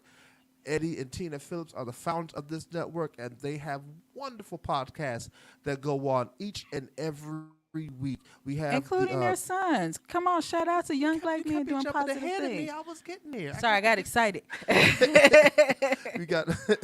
We have the interactive Black History session with Eddie Phillips every Thursday, if I'm not mistaken, Thursday at 7 Eastern Standard Time. We have Android Living, which is every Monday, 6 o'clock Eastern Standard Time, if I'm not mistaken. And then we have the 2 boys. I cannot remember the name of the podcast. I don't have it in here. Which, like Erudition Generations. Erudition Generations, and it's every Saturday. Give me the time. I know the day couldn't get the time. Oh, the boys are every Wednesday. Wednesday. Okay, I'm sorry. But we do a wrap up on Saturdays. If that's what it is, I do something on Saturday. If people ask us to, we do a wrap up and we kind of cover some of the things we've talked about on the programs throughout the week. So make sure you check them out every Wednesday, 7 Eastern Standard, or is it 6? Each one of the program, I think you're right. I think it's 7 on Eastern side. I think you're right. Okay. It's 7, but for us it's 5 o'clock Mountain Time because we're in Colorado. But I think you're right. I think it is 7. Yeah, 7 Eastern Standard Time. 7, yeah. 5 Mountain Time, 7 Eastern Standard Time. Check them out. Yeah. They are wonderful people with wonderful opportunities to explore and understand and hear from all different perspectives, from the male perspective, Black history perspective, the woman's perspective, their son's perspective, generationally. I jumped on their episode, I think it was last week, when they got to talking about food and to me, the nasty food they was talking about, the turkey legs and diarrhea got into. So they cover all kinds of spectrums, and it's wonderful time that they have. Great entertainment, great information. Please make sure to check them out as well. We are the Real Talk Podcast, and please make sure to tune into us. We generally have our podcast every 2 weeks, so you'll probably see us again in 2 weeks with either with another guest, or maybe just us, or maybe I might wind up doing bring back the Pastor's Crew and see what they got, because it's been a while that the Pastor's Crew been together again. Early happy birthday to my daughter Ashley. Her birthday is July 9th, so if you want to send her something to celebrate her birthday, go ahead and send it to me, and I'll make sure she gets it, maybe, or I might just put it towards the debt that she owes us. I don't know. We'll see.